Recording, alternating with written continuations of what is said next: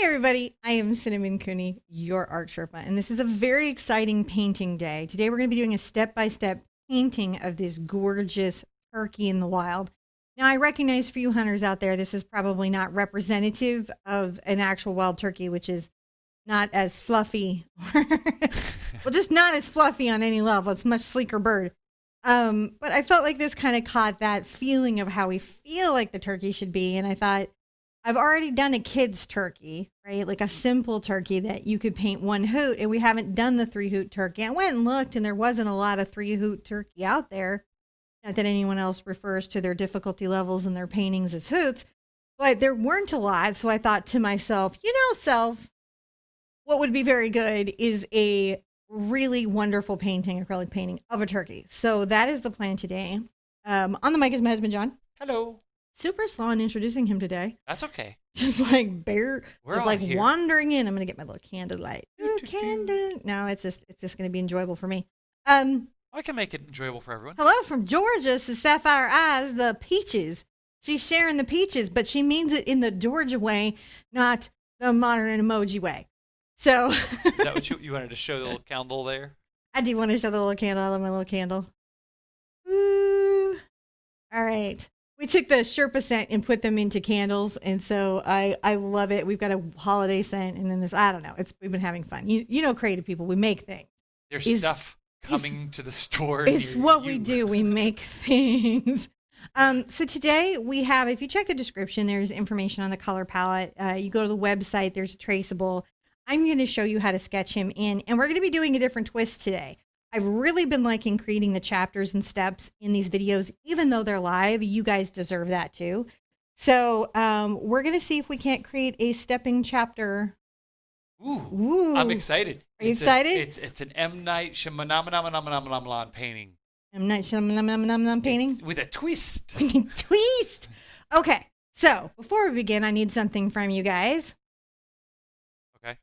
First, pat yourselves on the back because you showed up, and that's always good. Right now, it's really important we connect with each other. Even if you don't paint today, I'm so glad to have you. The other thing I'd love you to do is be sure and like the video, share your results on social media, and follow and subscribe, so you can know when we're doing this stuff again, because you might not know if you don't do those things. It won't let me. I'm trying to see everybody's chat, but I can't. Oh, there it is. There's chats all over. I see hi. Sandra Lee Green says hi from Eugene, Oregon. Eugene, Oregon is a very nice place. Actually, it really super is. I've been there. Super nice. You live in a super nice place. That's hello, Eugene. And Amy says, hi. I'm so happy to be here, which is, I'm just happy. How is everyone? I mean, I'm just paraphrasing for her. Mary Youngblood says, I love him. All the love. The village was so good. All right, so we're going to have to find out. Other thing, for those of you that have been with me for years now, predictor poll. Do you think he will be a judgy or snarky or rude turkey? How will he become a disgruntled turkey? I don't know yet, turkey. But somewhere in the eye, he's going to go from like, I'm a turkey to I'm a turkey. I don't know, it's just, you've been here for a minute, you know what happens with me and birds. They get judgy. We want to talk about the materials grumpy. so they know what we're using today. We'll just tell them, Tom. All right, hold on. All right, I did this on an 8x8. We're going to be back at the easel soon, but right now we're at our table and we're doing this on an 8x8. If you did acrylic April with me, you probably had some canvases left over. So bonus for you, this will work. I have wishes and intentions on it, and I decided to go kind of general because, it's easy when something's been going on for a long time to forget about it.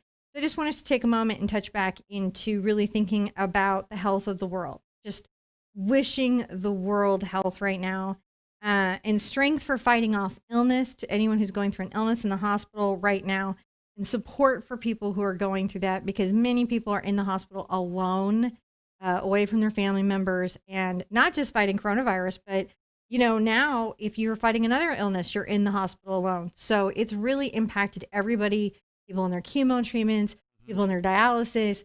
It's really impacting people. So, it impacted my son when he went to the dentist. So support and strength for those, and also strength, support, love, and respect for all medical personnel that are out there putting their lives in danger in the way that they are.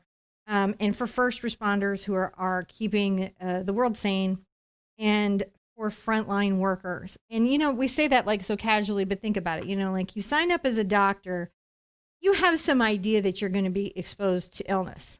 Mm-hmm. You do. You have some assessed risk. If you sign up as a frontline worker, you kind of know. I mean, as a first responder, you kind of know what you're going to be putting risk at. But if you work in a grocery store or in a necessary service, you didn't know you were signing up for that. So if we could throw up some extra hearts for all those amazing communities that make our life possible, that would mean a lot to me. Today's colors, theoretically, are going to be Mars Black, Titanium White, Burnt Umber. I pulled out Burnt Sienna because maybe I'll want it. Quinacridone Magenta, that's really going to be for the wattle. Cad Yellow, Cad Red, Ultramarine Blue, that's probably going to be in his feathers and stuff. Phthalo Green. I went ahead and did Cad Red Light, but for most of you, you would think of this as a Cad Orange or a Pyro Orange. So you just want a bright orange. We may need it, we may not need it, but it's here. Phthalo Blue, Green Shade, and our Yellow Ochre. I'm going to put all this aside very neatly, my friends, very, very neatly, because we're going to paint the whole background, and you're going to love this. It looks like we're going to paint it a gray or a black. If you look into the reference image, it's quite dark back there, and I think that's a good start, interestingly enough, to what's coming up. Though I may take it more into a gray. And the reason I might take it more into a gray is if you think of complementary colors, if you're not familiar with what that means, there's a color wheel, and colors that live on opposite ends of the color wheel, they make neutral colors like grays and browns, but also when you put them next to each other, they create dynamic color drama. And black is kind of like a blue. We're going to actually add a little blue to our black just to be, you know, a pain in our color theory. And that is going to pop against our orange. So oh my much. Gosh, all the love out there on YouTube. So much love on YouTube. Facebook, all the hearts and emojis. Thank you. Guys. I want to thank everybody for the super chat support and the stars. They really mean a lot. And it really does. Like, no joke, means a lot. I do want you to know, though, we don't answer questions based on that. I mean, like, we'll answer the super chat and star questions, yes, but you can just ask a regular question. Like, Lindsay Herbert is here right now. Sometimes I feel like I need a tutor. Sometimes I feel like I do everything on my own. Lindsay, and to all other students out there, I want you guys to know, you know how in dance people take classes all the time? Like, they get in a new city and they go take a class. I know personally in my art journey that kind of same philosophy has always been there. I am always forever the teacher, the student, the explorer, the sage, right? Like, I never think so much of myself that I won't take a class and try to learn from another artist. But I also know sometimes I've got to spend some time with myself doing original stuff. And so those are very normal states for students, and they never go away. Ooh, you know what's dangerous? Putting fire where you've got to reach your hand to the brushes. I'm going to give you that candle back. I almost just was like, I'm gonna stunt hands you. Now I'm going to take my Mars Black and my Phthalo Blue, and I'm going to mix these together. If you don't feel, you know, acrylic paint is like super flammable. You're going to clean my palette today, sir. What are you doing? What? Ah! That was my, darn it, that was my palette. That's a trick my mom didn't know I was going to do it. Stop it. Okay. We are serious and we're teaching art, sir. Really? To the masses. Don't distract them from their work. So I've added the blue to my black. I don't have my exact colors. Just kind of follow along with what you have. I'm going to get a acrylic brush wet. This is a number 26 Ruby Satin Bright. Basically, those fancy words mean short-handled square brush with synthetic filaments. Brights and flats are almost exactly the same, except flats are longer. It's really kind of. Okay. Wait, I want to see that. I see Molly says, I adore you so much. If only you knew the inspiration you gave me. Well, now I do. Thank you, Molly. We love to hear it, though. I love to hear what you guys do with our stuff and why. It's like, this is what do they say? This is a vocation, not a job. Calling. Yeah.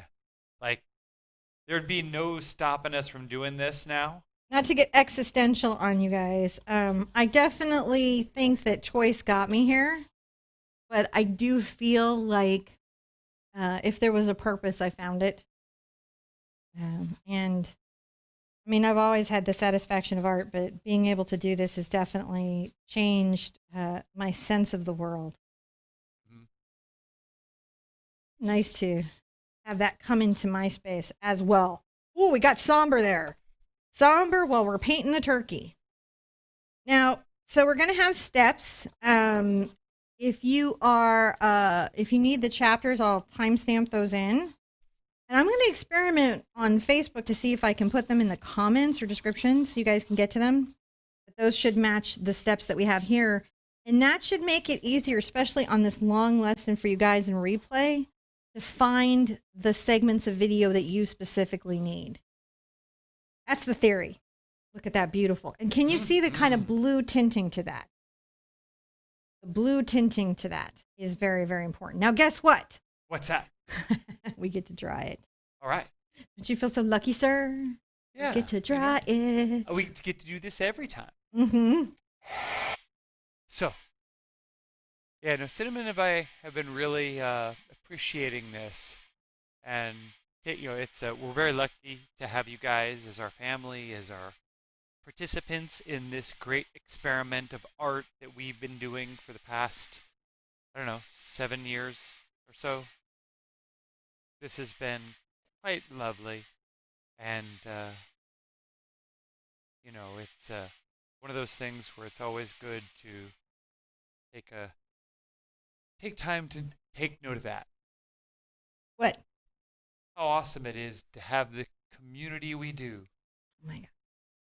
All right. Momentum mori. Let's play a game. All right. You ready to play a game? Would you like to play Also, I'm going game? to teach you to paint, but let's play a game. All right. Right now, look for something pink and write in the chat what it is. PG. What are you talking about? Look for something pink in your environment, you at home. Oh. Something pink. Pink is hard to find. Okay. Look for something pink in your environment, you at home, and write in the chat what it is. Safe for work. Huh? Must be safe for work. Must be safe for work. Yeah, PG, guys. PG. Yes. PG, please. Yeah, we can't, we're not adult enough for anything else. I'm going to take a T-square ruler while you guys are looking for things that are pink. And I'm going to mark out the 4-inch spot here. And I'm going to mark out the 4-inch spot here. And this sort of helps me locate the center of my canvas. So once I have that, I can make a little 4-square grid. I have a 1-inch grid on this too, but I feel like the turkey's basically a big round ball. So the experiment is, can we sketch the turkey in a little more freehand using a 4-part grid? Now, you're probably wondering, what is that? What is that thing she's using? What is that thing? Carpet? Susan Hull has a pink carpet. That's awesome. And Mercedes has a can that looks like a cluster of crystals. Tina Goodwitch has a bath towel. And Elise has a picture of a flower. Wow, I would have thought pink would have been harder. There's a story to why. Your hair. Did somebody share my hair? No, that's what I see. So this is a General's pastel chalk pencil. These are out there. Different companies have them. I like General's. I like Cretacolor. I like different companies. It's a great way to sketch, and it disappears with water. So if you look at your squares, first thing you're going to notice is that your objects sort of enter and exit in a certain range. So you can come in and what's called block out your turkey space. Block out your turkey space, my friends. And that way you don't lose the scale. So even if you're ready to do more of a freehand, like say you're getting beyond the grid and you're ready to freehand more, this is that next step. I'm next stepping you. Are you next stepped? Oh, my. My grandbaby's butterfly wings dress up, says Rebecca Nelson. And Rebecca Boda says kiwi strawberry drink. And Delphine Lynch says Joybox. What a beautiful name, Delphine. All right, a little bit down from this. I'm going to come out here and just kind of make a round curve. Because again, boyfriend here is basically a circle within circles. It reminds me of that one Madagascar song, I Like 'Em Round. He's bringing the round. He's bringing round back and making it sexy again. John, while I'm sketching in this turkey, would you like to tell them what you did with your teen daughter last night, which was the craziest thing? Oh, well, because I bet a lot of people didn't even know that was going on. Anus. So Anus, not anus. Well, it's. Is it? It is. 1 year. It's 1 year. Anus. Unus anus. There we go. Unus anus. You're worrying me here, babe. It's actually anus or something like that. But you have to the. Why don't you put that into context? All those strange words. Okay, it means 1 year. It's in Latin. It means 1 year in Latin. Okay. And so there was a YouTube channel that was by Mark Plyer and who else? Ethan, and I forgot his name. He does a gaming channel. They're gamers. It's Crash Gaming, I think. But Mike Plyer, how do you say his name? Mark Plyer? I don't know. I don't really watch gaming. Yeah. But Mark is really. I got a really big kick out of getting to know Mark over this thing, and I would say so. Last night they did a live stream where they deleted their channel after 1 year of content production. So it was there were 1.2 million people live at the Look around you now. Look to the right. Look to the left and go. It ain't 1.2 million people. Whatever we're doing here, it isn't 1.2 million people in a live chat. Can you imagine that chat? It would just be like. Ah! So my daughter had been watching that for a while, and she asked her dad if he would stay up and watch it with her. And you liked the Hee-Hoo was your favorite. I had been watching this series kind of off and on as well because there was some interesting stuff behind it, and I like Mark's work. I think he's a funny guy. So it was so Honey was like, "Hey, will you watch this with me?" And I was like, "All right." My daughter doesn't ask me to do this too much, so we stayed up. She's 16, so like, when does she want us even in her space? You know? We stayed up until 3 a.m. doing that last night. 3 a.m. And I ended up staying up till 3 a.m. because the dog doesn't sleep well when John's not in the room. And she decided her new job is to guard me against any tree branches that might be scratching against the house. Guess what? What's that? It's a noisy house. The dog was up. So I was also up to 3.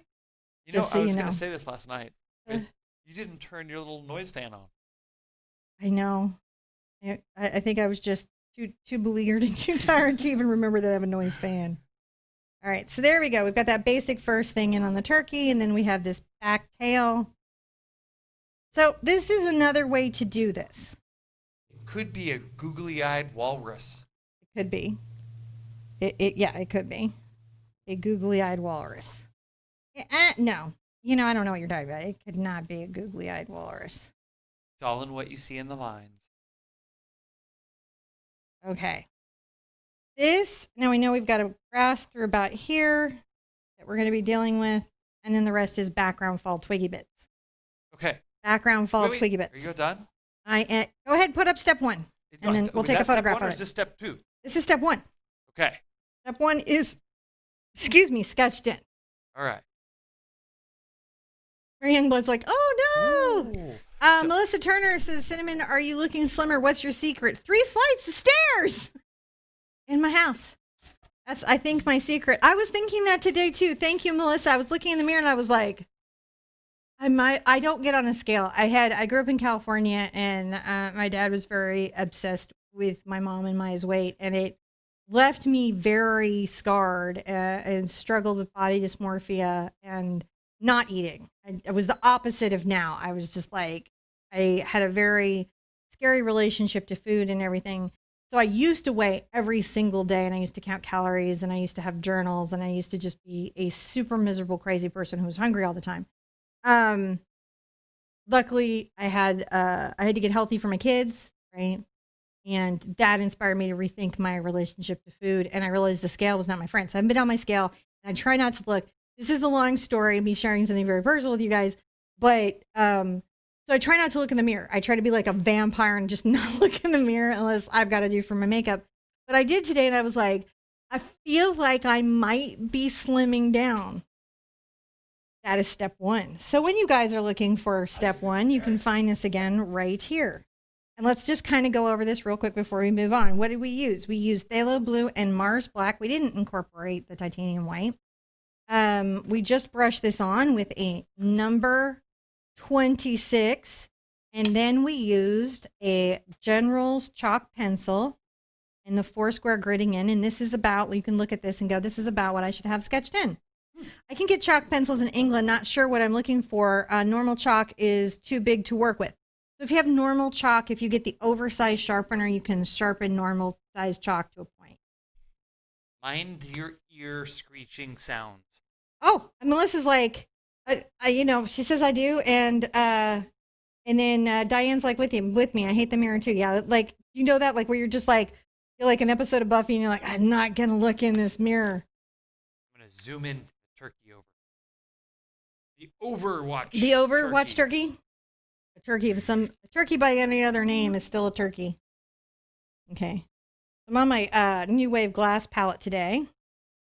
Let's see how that goes over. John's going to clean it. He didn't know that was going to be his job. I'm putting out burnt sienna and I'm putting out cad red. A note on cadmium pigments and artist colors. Cadmium pigments do contain cadmium, but it's a coated artist cadmium. And they coat it so that it's less likely to kill the people making the paint and less likely to kill the artist using the paint. Once, especially in acrylic, once it dries, it's really stabilized into the paint. Still, that said, don't eat it. Don't eat your paint. Don't put it in your belly. Don't aerosol it. Don't aerosol it. Don't eat it. Don't do those things. Just paint it. Painting it is what it's for. You need to move the chat so that I can... I can do that. Sandra Lee Green says she's branched out to painting madness. I just want to make sure that I don't... What room I have to mix colors. I can. That's okay. I have a bunch up there, so I'm feeling kind of okay about it. I'm going to put out... I've got white and I've got black. So this is a nice mix. So I have burnt sienna, cad red medium. I have cad yellow. I have yellow ochre. And I've got white and black here, and plus still my phthalo blue. So we're going to start doing the background. Background is a ton of fun, I feel. I feel that there's fun in the background. And the first thing I'm going to do in the background is kind of do diffused branches. So I'm going to get a cat's tongue, I feel. This is a cat's tongue number 8. And this is an ultimate varnish brush, 1 inch. Basically, this is an oval mop. Oval mops are made by many companies. I have Brill and Langnickel ones. I have Princeton ones. So don't feel like, I love this one. It's my favorite, but there are others. And there's the number 8 cat's tongue. So how we're going to do this, we're going to also probably add some glazing medium. I'm just trying to show you how to do this out of focus background that you see in this photo, which was kind of lovely, wasn't it? Oh, this is the old package style. This is how much of the stuff I have. The old packaging style of acrylic glazing liquid gloss. It has a new look now, but this slows down the drying time of paint. So if you need that, you've got that. We're going to make a bunch of diffused marks that are very random in the background. Let's start out. Use a little of my glazing medium. A little red into this because we want this to kind of pop. And let's just start out making these. And then the trick will be trying to come here and see brush back and forth, taking them from their focus. That's the goal. Take them out of their focus. Unfocus them. Maybe I need my mister, which fell down over here. But I have a way to get it. Out of focus backgrounds. It's not just bad photography. No, it's not. And I'm trying to create this look back there where these little branches are getting yellow ochre back into this glazing medium. And then brushing.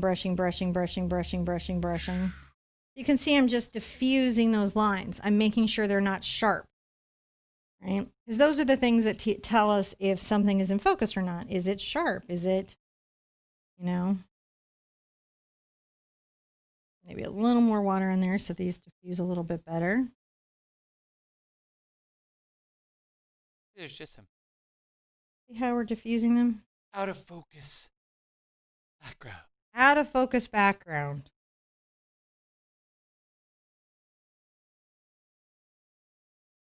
Brush back and forth doing that. Now, are those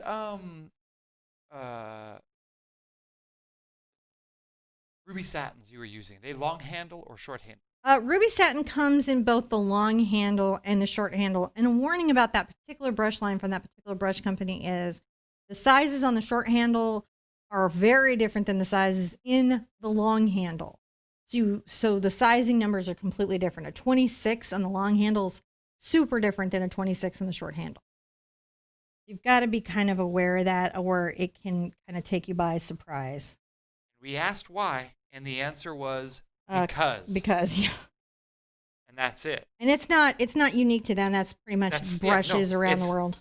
And when we asked about, but wait, isn't there a standard? And they laughed and said, "Oh, that's so cute." No, there's no standards because brush manufacturers didn't all get together until very, very, very, very, very recently, and then they all had different modalities of measuring brush size. Yeah. Whether it be inches, millimeters, or arbitrary sizes based on a ferrule. Yeah, it was just a whole bunch of stuff. So it wasn't pretentious. It was just that over the years, it's an industry that did not have standardization. And a lot of times the people that make art materials don't use art materials. Which is really a eye-opening experience. You're just like, oh, you don't paint. Okay. The first thing you see us doing anytime we make a new product is use, you see that candle out there that we're burning? So that's a good example of like anytime we got something new that we're working on, we use it. So we make sure we know what it's like. You really need to, yeah. I'm going to get a little of this blue black that I have and maybe add some white to it. Just kind of create a lighter range. And I'm going to pop some here and there. Again, I know this is a lot of fussing for diffuse background, but the hunters in your family will bless you for it. What about the turkey appreciators who were not hunters? I guess there are turkey appreciators who are not hunters. I appreciate a velociturkey from a distance. You can see how we're getting bokeh.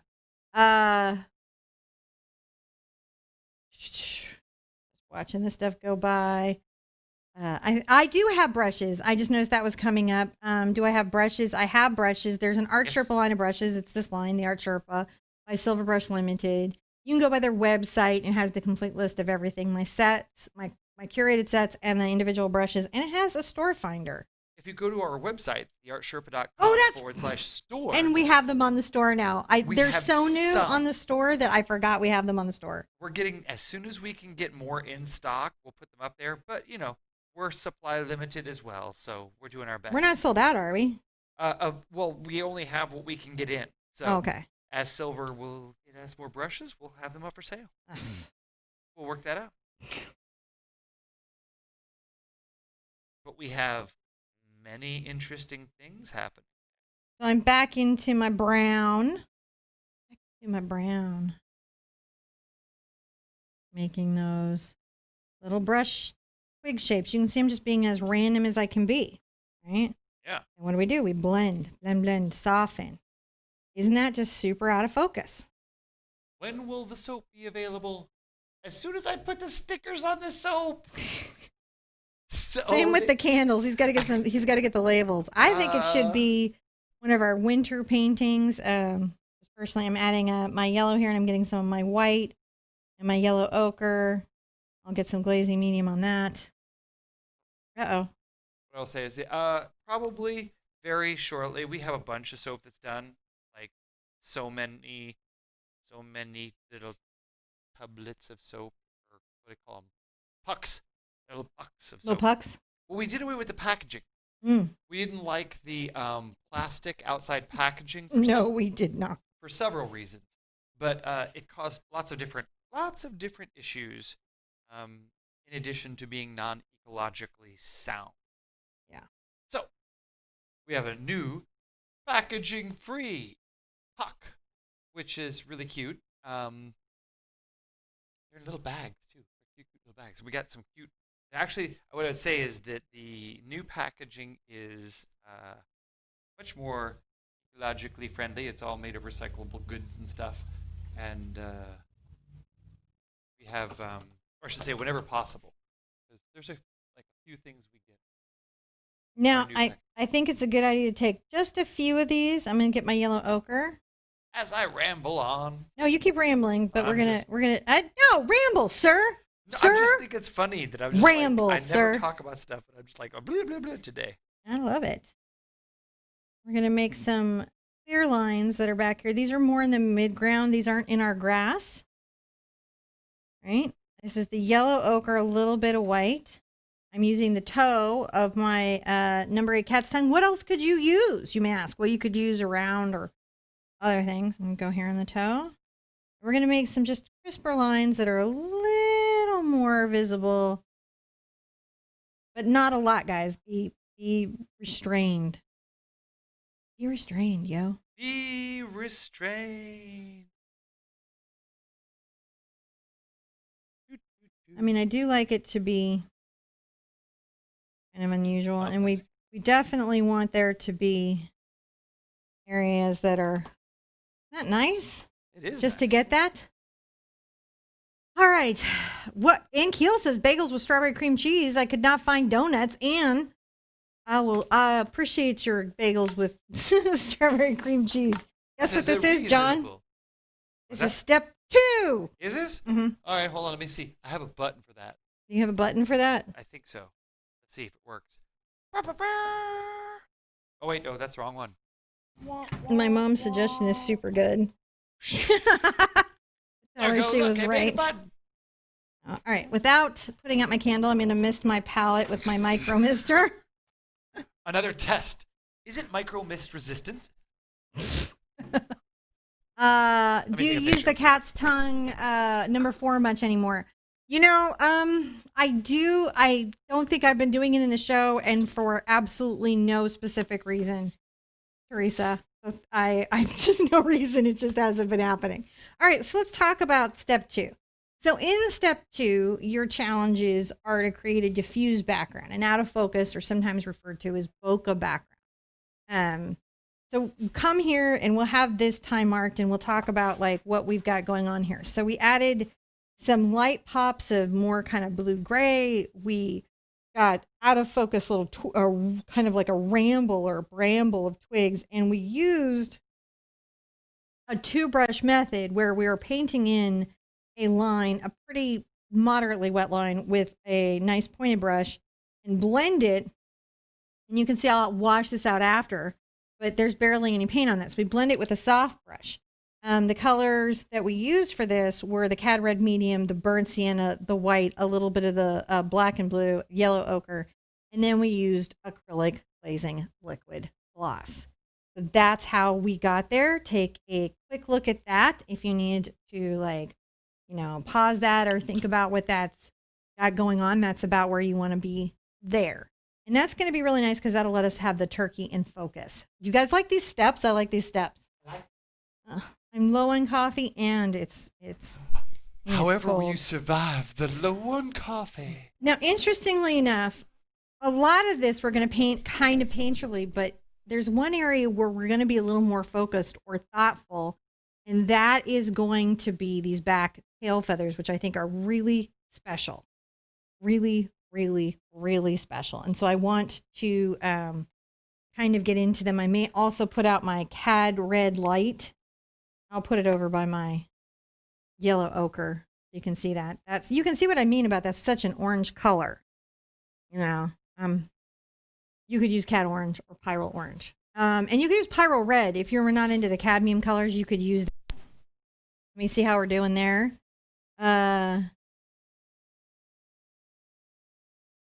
Jacinda Gerdes says, nah, man, it was totally on purpose. How can we mess with artists and make them buy more supplies? I know, give random numbers for sizes.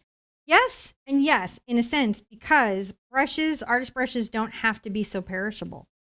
You know, in the 1800s, we had wood and paint and metal, right? So we made brushes the way that we made them. But we know now that brushes and water, and we didn't use water as much in the thinning process because it was oils or other art materials. But now here we are, we have all of these mediums that specialize in water, and yet we have tools that don't work in water. And so, yeah, I would say on some level, I know you were being silly and like having fun, but I would say on some level, what you're seeing is that brush companies are creating products that don't work like that. Sandy, textures on birds, especially something as busy as a turkey's feathers, makes me nervous. Sandy, that's a really reasonable thing to be nervous, huh? Okay. So what I'm going to say is with a lot of this, there's a very loose kind of painting method we can do to get a great kind of fluffy feather effect. On this back tail, if we are a little more attentive here, and we're going to be just all here for a minute, if we're a little more attentive there, we can create a turkey that, to the wildlife appreciator in your house, to the I just want some Thanksgiving decor, to all those things are going to be like more emotionally satisfying. So I'm going to take my cad yellow and my cad red, and I'm going to make a cad orange. And I'm going to get some burnt sienna into it. I'm using my number 8 cat's tongue, and we're going to come in and just start to paint in the start of these feathers. So there's this tail feather here, and I'm going to bring this feather just a little bit back into him, and the reason that I will bring it in a little bit to him, and I'm going to flick this here, is so that we can capture what we have going on there. And then I will, I'm going to come in and grab a little black and kind of add that right there to kind of capture that shading. Maybe rinse out. Let's get a little bit more of our orange and brown and layer another feather. This one will be slightly longer than the one it was next to. And flick out the edges here.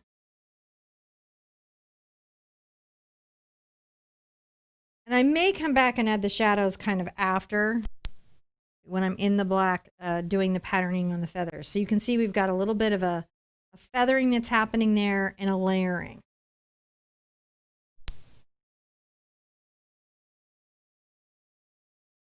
Again, definitely will layer over, perhaps to be a little bit longer than its friend. And we want to kind of flick the end, making little rough edges. The back of his tail, there's these rough edges, and you don't want to lose those. Even though this is the first layer, even though we're kind of doing things like that, you want to make sure that what makes the feather is well represented. Now I can always go through and add a little yellow or orange into that and come on the right side, and you can see that kind of creates also that layering. The layering I will use later when I'm trying to really see my turkey feathers. It's about creating that layered look. A lot of times feathers really intimidate people. By the end of this, you won't be intimidated by feathers at all. You'll be like, oh, no problem. So at this point, they're coming off of our picture plane. Right? They're coming around. It's very solid. And we want to make sure that we pull the feather into him in a solid way, because we'll have to layer yellow and red to make an orange. You can even get into this orange if you want. We're just making sure that the brown is vibrant. Let's put in another feather right here. You can see that we're layering. If you need to delineate them, come back with a little yellow. As we're showing the layer, and then we'll come back with a shadow. It'll be all about the value.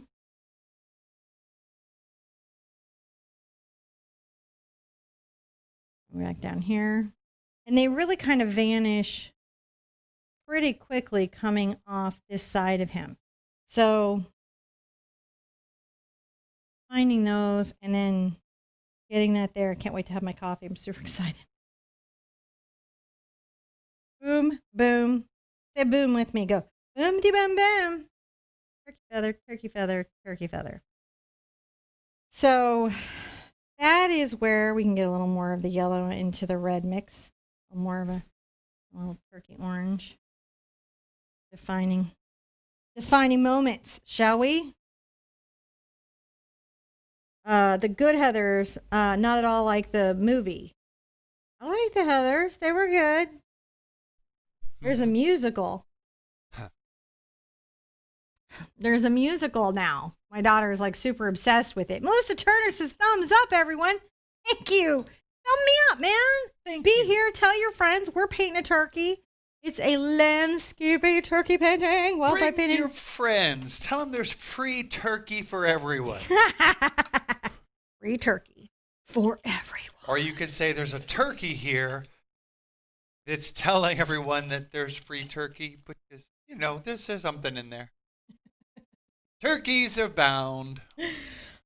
So this tool, you could use just a regular filbert or round for the next part. But this tool is I think, an amazing tool we're going to be talking about a lot in 2021 in an upcoming program, new series. But this is a filbert grass comb. If you can treat yourself to one, I highly recommend it. I very much like the short-handled one, 3/8. I have all the sizes by Ruby Satin. So let's come in first, and let's make some shading. I'm going to get my black paint.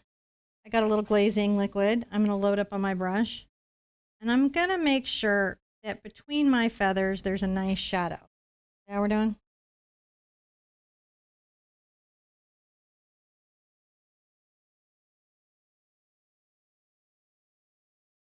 You want a shadow between your feathers,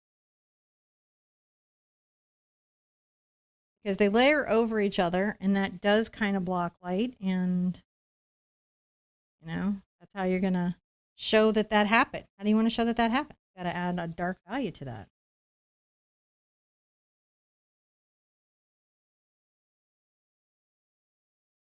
Now the other thing, I'm going to get a little bit of my black in here. At the tip of this is a bit of a kind of like dark eye. I painted on turkey feathers, so I'm a little familiar with their deal. Turkeys don't like that. They don't like it? When you're painting on their feathers, they get kind of annoyed. They do when you remove them to paint on them. That's sure. Even more annoying.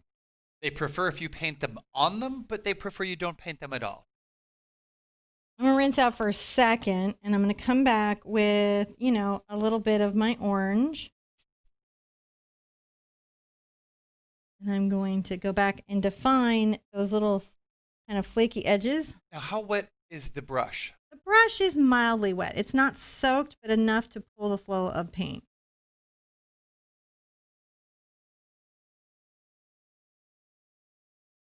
I may even get a white in on this one because it really needs to show.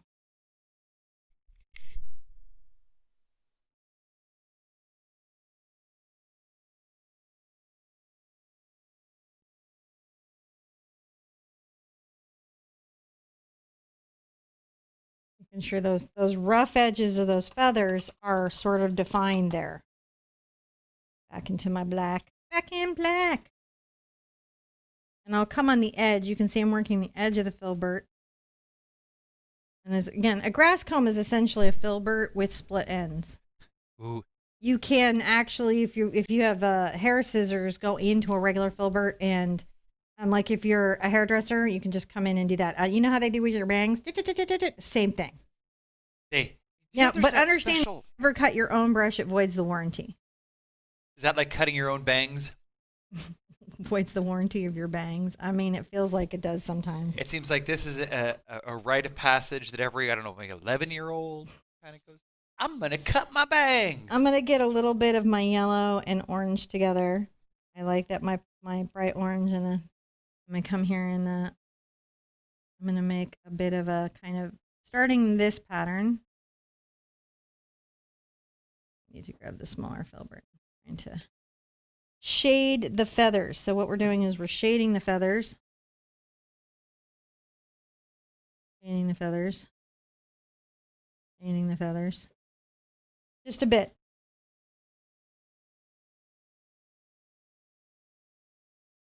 We come back with the black, it'll just pop. And then we put that center kind of blue-gray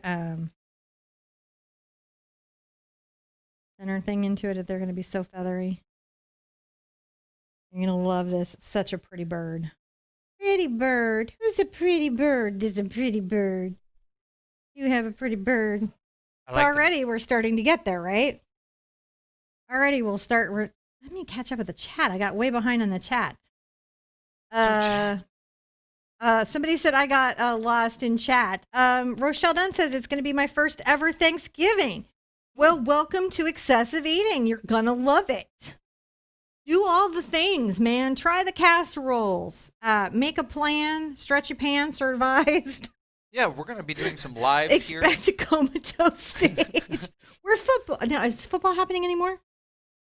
Yes, because, money. Because money, and also people need that stuff. Eat some for me. I'll have my dinner here, but more food the matter. We are talking about trying to do something this Thanksgiving for those of you that may be stuck alone. What are we talking about? You and I have been talking about trying to be like have something for them. Tell them. Huh? Tell them, not me. I don't know. We're still pitching the idea. I don't know if it's a stupid idea yet. It's not a stupid idea. I think it's a brilliant idea. I'm very excited about it. Yeah. Would you like to know the idea? Tell them the idea. Over the holidays, we always worry about our community because many of you have family. You have somewhere to be, right? These aren't our big number shows. Like, we don't do the big numbers. This is literally like, we understand sometimes people are stuck alone. But now more than ever, there are so many people trapped away from their family, and it's so hard to be alone, especially in the evening. So we're talking about doing a very special stream, not inspired by the one-year Anyos painting, but it would be very temporary, where on Thanksgiving Day, I was thinking of doing a stream where I read like Alice in Wonderland, and that's a voiceover, and I paint an hour. So teaching just something for you to come be with. I'm not explaining it very well. Okay. You were doing a very good job. I'm going to paint black, and then you're going to explain to them what the idea was, and then if they say it's a good idea, maybe we do it. Well, I think it's a brilliant idea. I'm enjoying the idea of doing this. So what we're going to do is we're going to go live as much as we can over the holidays, kind of from here on forward, just as much as we can, and try to have our family be here for you guys when the holidays are a little harder. So we know that we have some community that has to be sort of more isolated over the holidays, and that's a time when things are a little harder to do. So we're going to put together some programs where we can be here live with you guys, that we can do some games, we can put together some ideas, just so that we have some things to do together. And that's kind of the idea. And I thought sometimes it's nice to have a story read to you. So I said to John, what if I read Alice in Wonderland? And that was going out, like you'd have that nice calming thing. And then I was painting a painting that was Alice in Wonderland. You know how there's those like channels with like the music, and it's just like, I don't know, a waterfall, and it's like music, but kind of like that, but more for us. I don't know. It seemed like, now I've said it out loud, I feel like a crazy person. It's done. It's happening. Is it? You have spoken. It is now. I've spoken. You have made canon. I have Mandalored my way into this moment. It is the way. It is the way of the YouTuber. Of the Sherpa. Of the Sherpa. It is the way of the Sherpa. Okay. Well, you know what? We have to be here for each other, especially in difficult times. It's important. Mm-hmm.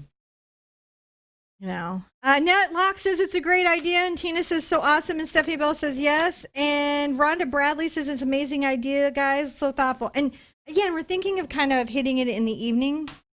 Yep. And yeah, we're going to time this out so that and I'm still working on the plans. We're going to try to make sure that you guys have some things to look forward to leading, the days leading up to the holidays. And then on the various holiday evenings, we're going to make sure we try to have some activities and new things that we drop. But they won't be up forever. They're just going to be for those moments, and then they go away. That's right. Yeah. And it's a live event just for you guys. It's just that one time and then gone. Mm-hmm. So, not for replay or any of that. So, Anne and everyone else out there, if you'd like to join us for Thanksgiving, we're going to do our best to make sure that there is a Thanksgiving Day plan for us to spend it together. So stay tuned, and we'll have more of that coming up. Now I'm coming back through, and I'm trying to refine my little feather lines that I had put in the first time. Easy to get lost in patterns, but you can see how those feathers are starting to happen here. Aren't they lovely? You're starting to sound like Corwin over there. I am. Getting lost in the pattern. Getting lost in the pattern. All right, let's make a blue-gray. Book of Amber. I know. I'm aware of the Book of Amber. I don't agree with you in your science fiction preferences. I got to tell you, I need like, I don't know. I need a little more romance in my sci-fi. I don't know. I only read it because I played the diceless role-playing game, and I wanted to understand the world in which I was playing. I get it. And it wasn't badly written. I get it. It was decent. So I'm taking a little bit of my white and that blue-gray. That was the Mars black and the phthalo blue mixed together, and I'm adding white, and we're going to kind of put in these little center spines. Patrick Rothfuss, he's a writer. Okay. I'm glad he makes your list, sir. Just a little bit. It's a very light line. I don't even worry about it going just everywhere doing everything. It doesn't have to be everything to everybody. I think we got some people who are going to show up and hang out with us. I would love that. Turkey. And you're spinning turkey. Well, sometimes you got to move it. So see, we're getting that little light line there. It can help to put out a bit of fluid white. I'll show you what this is in 2 seconds, if I can unclog it. It's a gobble-go-round. Oh, my gosh. Gobble-go-round. Here's the other tool for my dotting tool. The gobble-go-round. Gobble-go-round. What's wrong with you? I'm going to get a little of this blue into my white here, just so that there's a lighter value and it's more fluid. This is golden fluid acrylic. You can get, if you don't get this, you can get craft paint. It'll give you a similar texture. Let's add one more little highlight on this little thing, and we're going to call this 3. Okay. We're about to get into the number of steps where I start to not know what step we're on, and then John has to... I will have to have counted for you? Yeah. We know this from Acrylic April, that there's this weird moment where I suddenly lose the ability. She goes, 1, 2, 4. And I have to go, 3, sir. And she goes, what? All right. So there we go. We've got a nice little bit of that. Touch that up. Make sure that your little black spot is... There we go. Look at those little tail feathers. Shake a tail feather, my friends. I feel like we maybe should hit the next row and then call it 3, though. All right. Just because... Because you don't want too many steps? I'm still the grass comb. Yeah, because I don't want too many steps. So when I'm trying to get the little end of the feather effect, I will turn the brush and brush it up. You could use a fan. And then I will brush this down and get like that big feather there.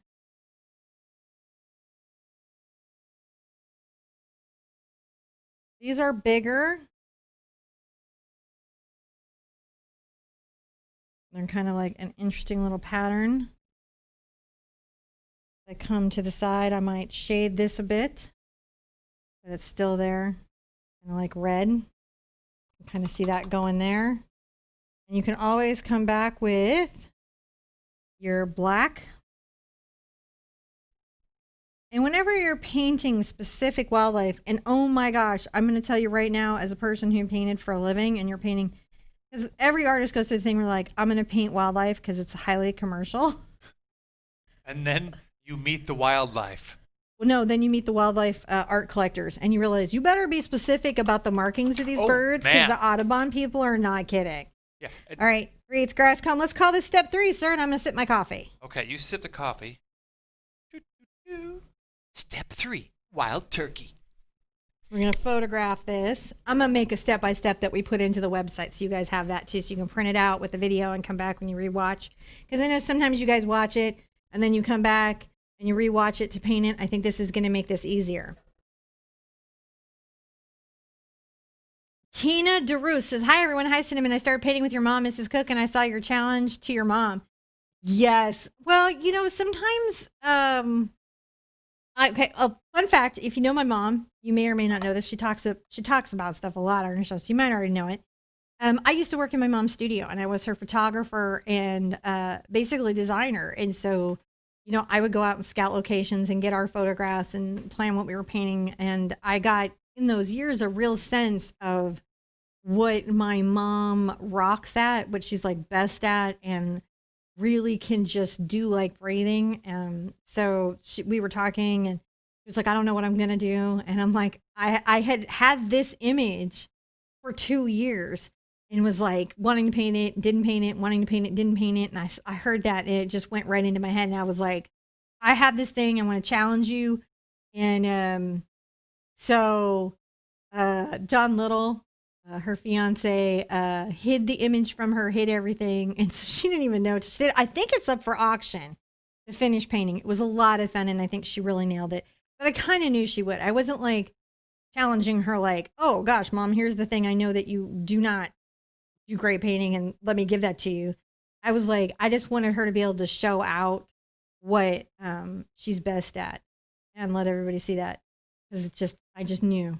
And plus it was so timely for right now. It was like the image to do for right now. You know how moms are. Hammy Edwardson says, I think my chat broke, but you're chatting, so how's it broken? And then I got a Lulabelle Hall said, love watching the Moms Challenge. And then Yvonne says, you're so phenomenal. Thank you for being you. Thank you guys for being you. This is really gorgeous turkey. He's going to be so pretty when he's done. So good. Oh, I hate you for doing that. Connie Blondell, as a cake decorator, I know how important it is to know how to use your tools. I feel the same as for your brushes. You rock your brushes. Thank you, Connie. Coffee. I like Starbucks vanilla, and John has a Nantucket. He's got the Family Guy blend. So I've been saying it's no good, and he just handed me a cup of coffee, and I just admitted it was good, and it's that. So now I'm stuck drinking it. No, you're not. I'm going to go get you the other one. I just wanted to let you know it wasn't terrible. No, it isn't terrible. It's not terrible at all. And honestly, I needed the coffee, so I appreciate it. Yeah. No, I just didn't want you to surprise you. So I think I want the next layer to be dry. Just real quick. Yeah, I think I do. I'm going to dry it just real fast. A little more than it is. So while you guys are waiting, don't forget, smash the subscribe button. Hit the bell. That way you get notifications of when we go live. And yeah, there you go. And let's just recap real quick, too. Recap. So I did the painting of the feathers with these two tools, the number 8 cat's tongue and the 3/8 grass comb. The grass comb is what gives that sort of like little liney effect. We used cad yellow, cad red light, a little yellow ochre. No, I didn't use any yellow ochre. Burnt sienna, glazing medium, and the fluid paint. And then we got into the blue and gray. And the trick about this was just creating the row and making sure we had the shadows under each feather so that they had highlights, so that they had shadows, so that they kind of pulled apart. And then we did the little red row here, which was stronger into this. So just saying that so you have that, you know? Yeah. Yeah, I'm going to come here and I'm going to again go blue-black. Why am I going blue-black, even though it's clearly black? Because blue-black will still register on a piece, and I'm going to tap with my brush, tap, tap, tap, tap, tap, tap, tap, tap, tap, tap, tap, tap, because I want to make sure that I get the correct little feather shape that comes across here, and then we're just going to pull this back. And if you use the grass comb, you'll get the slight feather edge. See? Mm-hmm. I sound like Bugsy Siegel today. See the feathers. See? Sam. There you go. So we're just getting that right there. Putting that in. Now I'm going to take this right up almost to the, the back area where I'm going to have the head and around the side here. So we've got that. And then we're going to look at, so in feathers, you have to figure out what the bottom layer is because like scales, you're painting those layers up. So it's about making sure, like, if I'm going to paint these row of feathers right there, I need to realize that there's a layer here. And then I need to decide, can I paint this layer here and this layer here over those? So that's where that's going to go. Ooh, but what about this layer and that layer? I'm going to get into my blue black and ignore you, sir. So many layer conversations. So many layer conversation. I'm going to rinse out. I've got this loaded onto my brush. I may even get my glazing medium into it. And I'm going to pull out my white, add more glazing medium into it. That's going to improve that flow, right? And let's see if we can't start to pull a little row of feathers using this. What is this again? This is a 3/8 grass comb. You could use a small filbert for a very similar effect. Right, there we go. Come here again. Hopefully what we'll have is rows that we can easily see with our eyes without really struggling to see them. A little more blue into that. I like to use blue where the whites are. Makes me happy.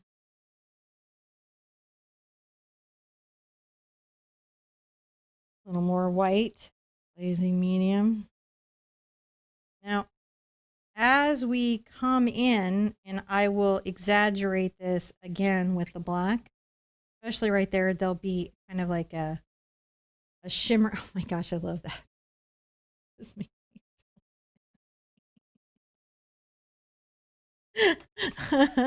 He's already making me happy. I'm so glad I'm painting this. Thank you for doing this with me. Again, my glazing medium, just to improve the flow of my black as it dries. I'm here and just is that not the best feather technique you've ever just not even known you could do?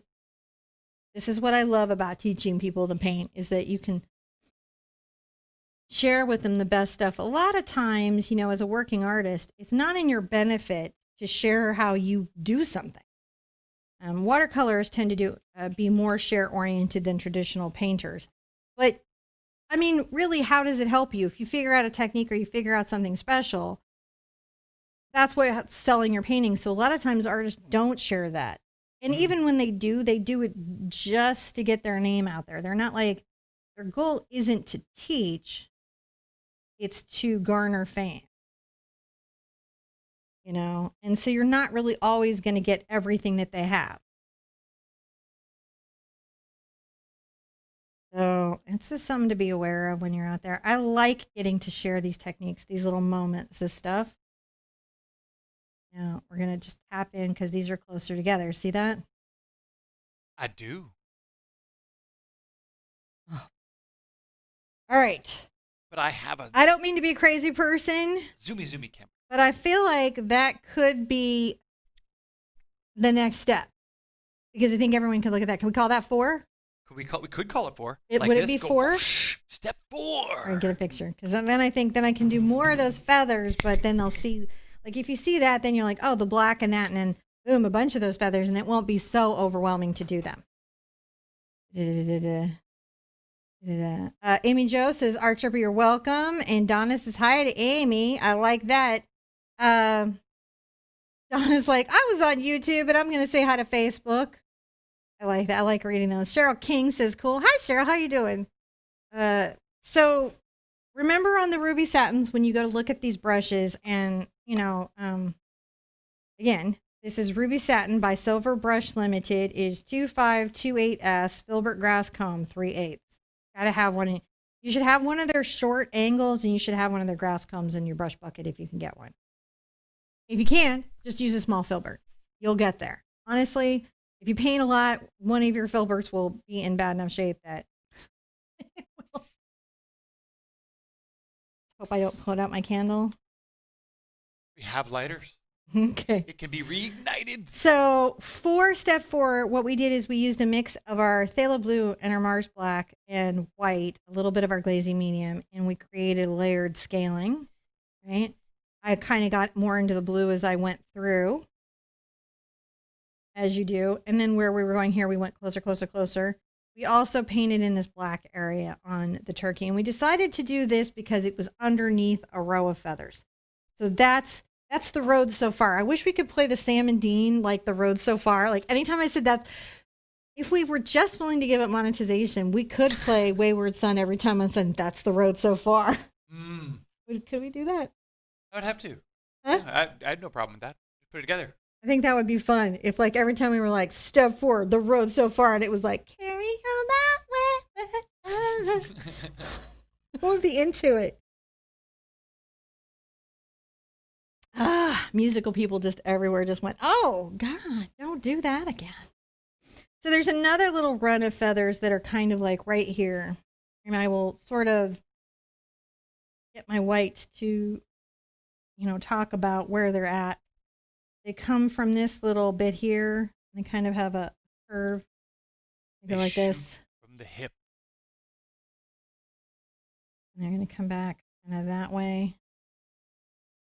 So by doing this tap out, what I can do is I can decide how crazy is it going to get. So I'm with Louabelle. She's like, turkeys are scary. Turkeys Wild turkeys are velociturkeys. They are.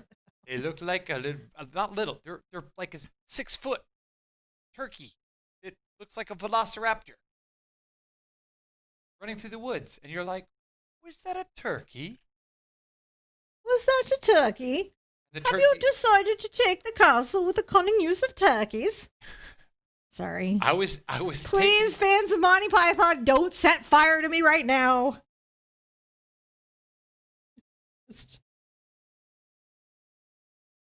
Do you remember when the world had a sense of humor? I do. As we come forward, I might get into the brown a bit because I see some brown is in some of these feathers.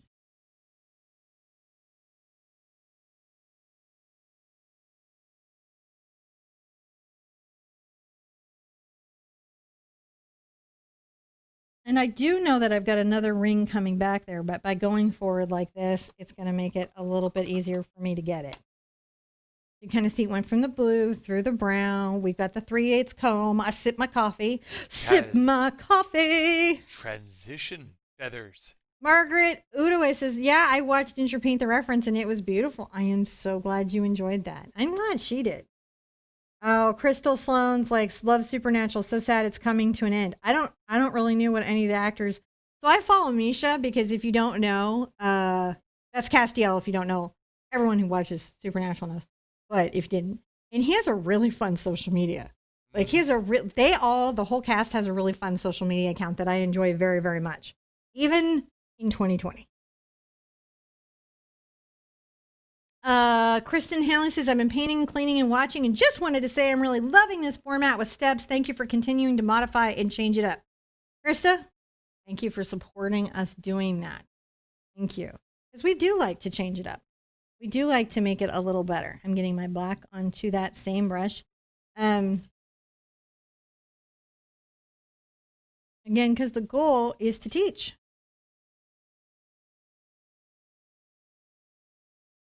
You can see the feathers really happen in this stage where we do the black tip, isn't it? That's where the feathers come from.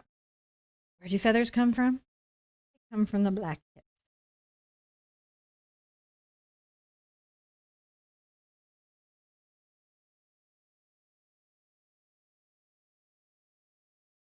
That's interesting.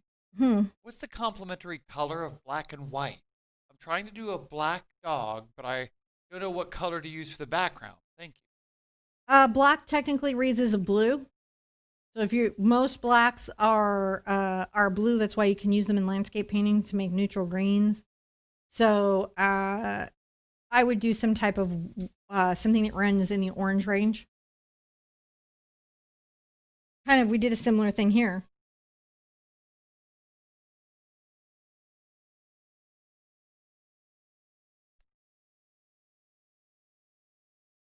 So, and again, black and white are neutrals, right? So sometimes artists don't think that they do those things.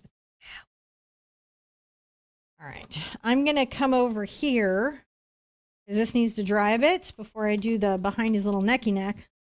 Are you loving him? He's coming in so beautifully. Yeah. We needed this, didn't we? This was a painting we needed on the channel. Now people are like, did you ever paint a turkey? I'd be like, did I ever? Two choices.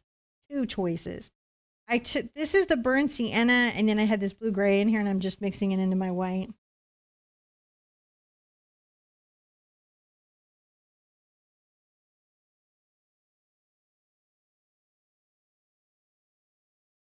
Now, these feathers will really come together mostly from the black tips. I've just got to make sure we're painted to the head, which means like sometimes that I've got to get a little close into what I initially sketched. I may also come and put a little blue in there because I love that blue in his feathers.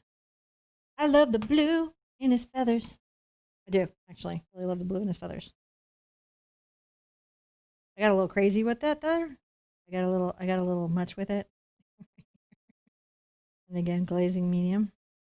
Make sure that there's some blue right here. I'm catching in that. And then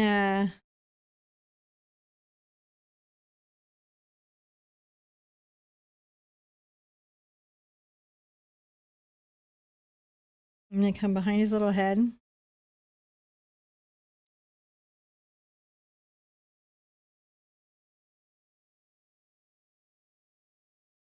And make a little fan process out here. Pulling that back in. And creating that direction. We won't really see those until we get the black tipping on there.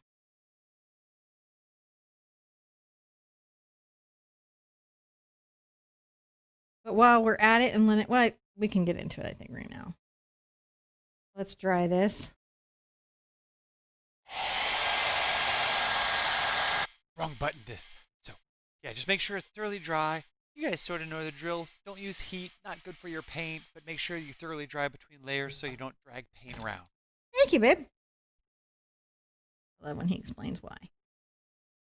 He's been here like a half second. He fully knows. You know, it's a great time to look at your references. I'm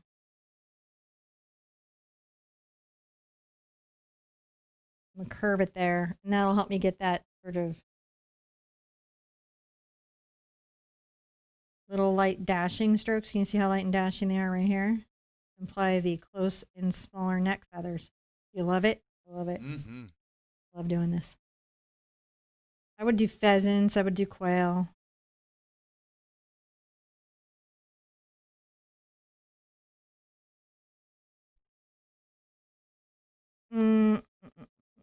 I am looking at a couple of things here. I want to make sure that I've got those two delineations going on.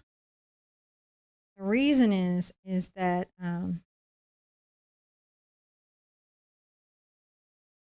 he's got the same little segments of feathers over here, but these are foreshortened. So you've got to do them in this more dashing, closer thing.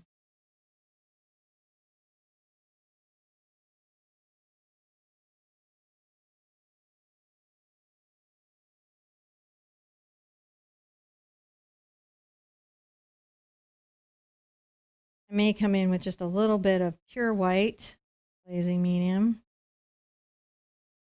Maybe this. Just make sure that some of these have a bit of a highlight.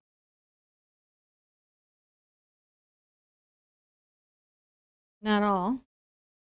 Some.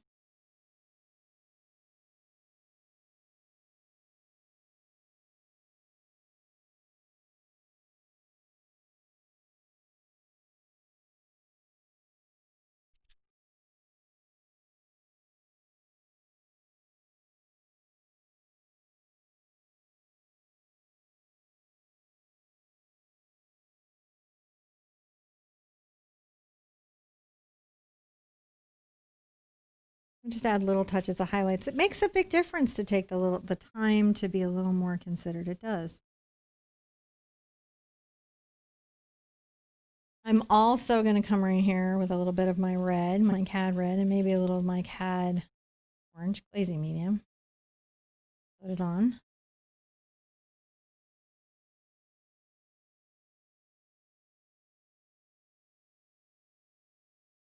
This turkey.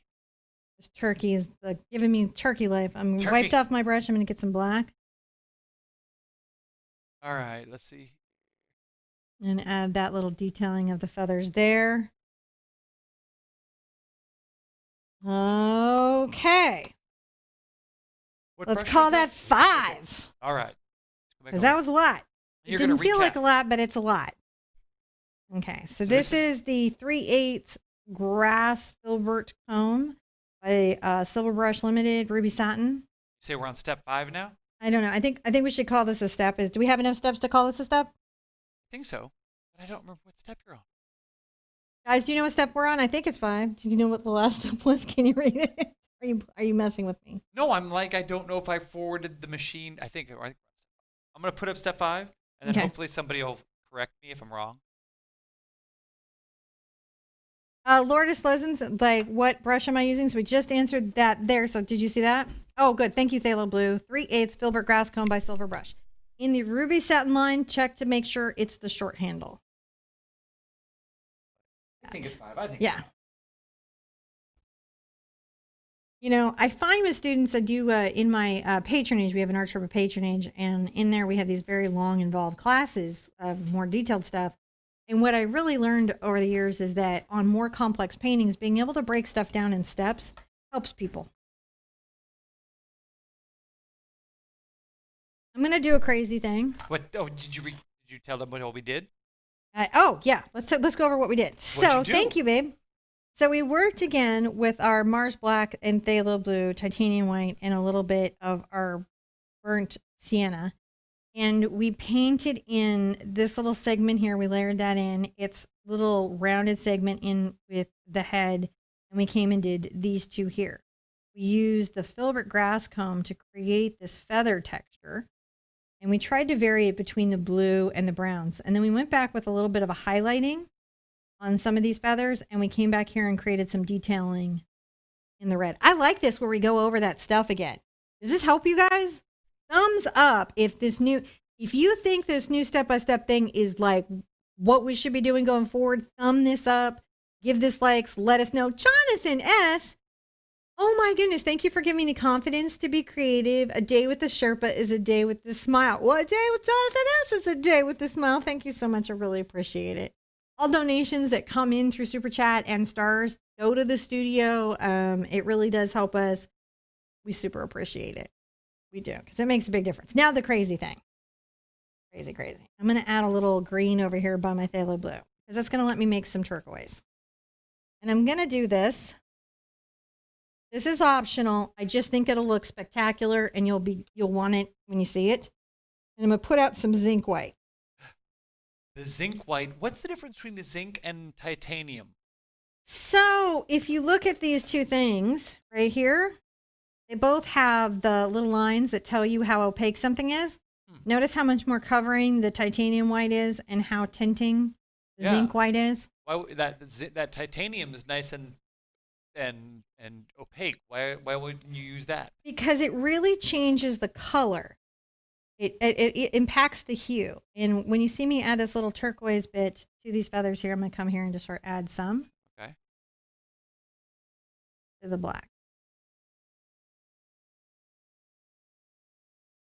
Because it's more transparent, it doesn't affect the color as much? Doesn't affect the color as much and lets me kind of play like this. Ah. You see how this leaves it black but creates a weird, beautiful little touch in the painting? I see. Super nice to do. Not necessary, but gosh, it's a nice touch, especially if you're trying to really, keep that black zone from just being a black hole. Turkey feathers. Little turkey. A little bit on the back edge. It can still be very black next to his head, but this just lets those feathers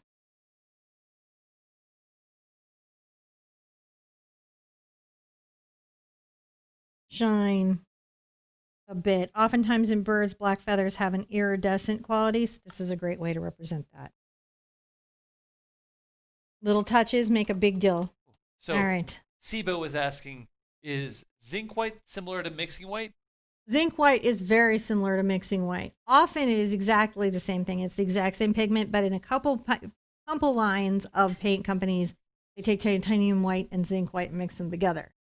But for the most part, the lion's share, and it won't hurt you if they did that either. For most companies, zinc white, mixing white are same. Yeah, same. Guess we get to do more feathers. Feathers. All right. So I'll put this aside for just a second because we've got to paint in some interesting little wing downs. All right, I'm going to get into my white. I will let it pick up a bit of the blue-gray. This is my titanium white, not my zinc white. I'm loading my number 8 cat's tongue. You could use a filbert, you could use round. You just want a brush that's going to give you some control. And I'm going to come down here. I don't want to take out these feathers here, but I can put them back in a second if I have to, so it's okay.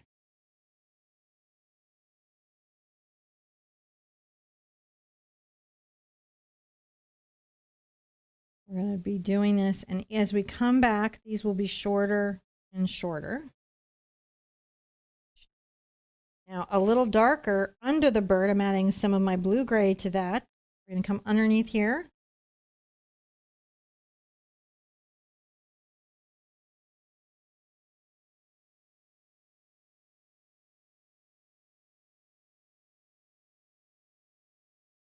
We've got those, and then I might even, where they come up here, add a little bit of that blue-gray shading. Remember, I can put this back here, so if I lose any of those feathers there, it's not as big of a deal. I can put them back pretty easily.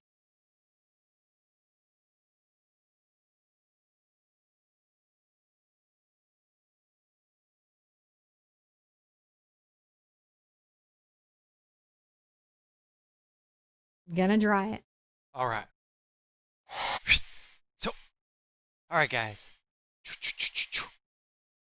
Thank you for hanging out with us. We love seeing you. Don't forget to dry your painting between the steps. Make sure you thoroughly dry. That's because you don't want to drag paint or do anything like that as you're kind of, working your layers. Oh, she's done. All right. I'm done. Just making some, deets. All right. I love my grass comb for this effect, so I'm going to get back in. I'm going to change up my water, though, because my water is murky. So here's my clean water. Here's murky. Murky enough for you? If it looks like the creature from the Black Lagoon is swimming in it, it's too murky. You want to improve that. Getting my black. And we're going to make these little stripes coming up these feathers. I turn the brush at an angle if I need to slim it for what I'm doing. Do you love that? I do. Those feathers are looking so nice. If you're a wildlife painter, I would so recommend this. I would say this would be my #1 brush if I was, a wildlife painter or wanted to be a wildlife painter. I'm not saying that you have to have this brush, though, to do a painting. I'm just saying it would be my favorite. Mm-hmm. I like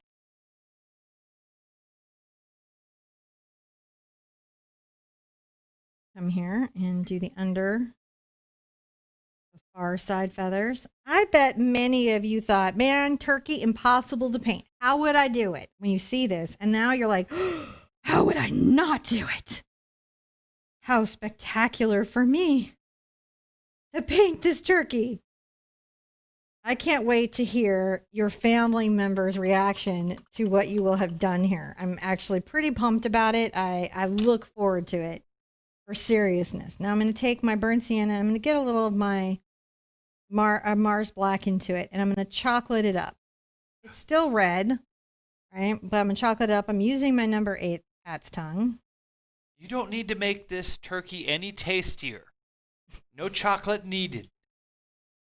I think I would say that he's a well-fed pet turkey. Yes. Free-range pet. He's a protective turkey. He's a protected pet turkey. That's right. He watches the back 40. These are some little brown feathers that are here. I mean, I would be afraid of a velociturkey in the back. This one may not be as moving as quick as the velociturkeys do. No, I'm adding a little bit of white to that mixture of brown and black. And I'm going to come here and add this group of feathers that come forward. If I need to come back and re-tip these here to make sure that they stay in their row. See how easy that was to put back? Oh.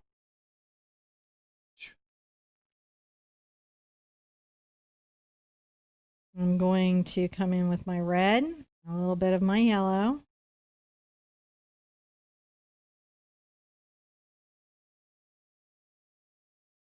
And pull a bit of a forward motion, creating the implication of a little stack of feathers that I'm not defining out. Spectacular, right?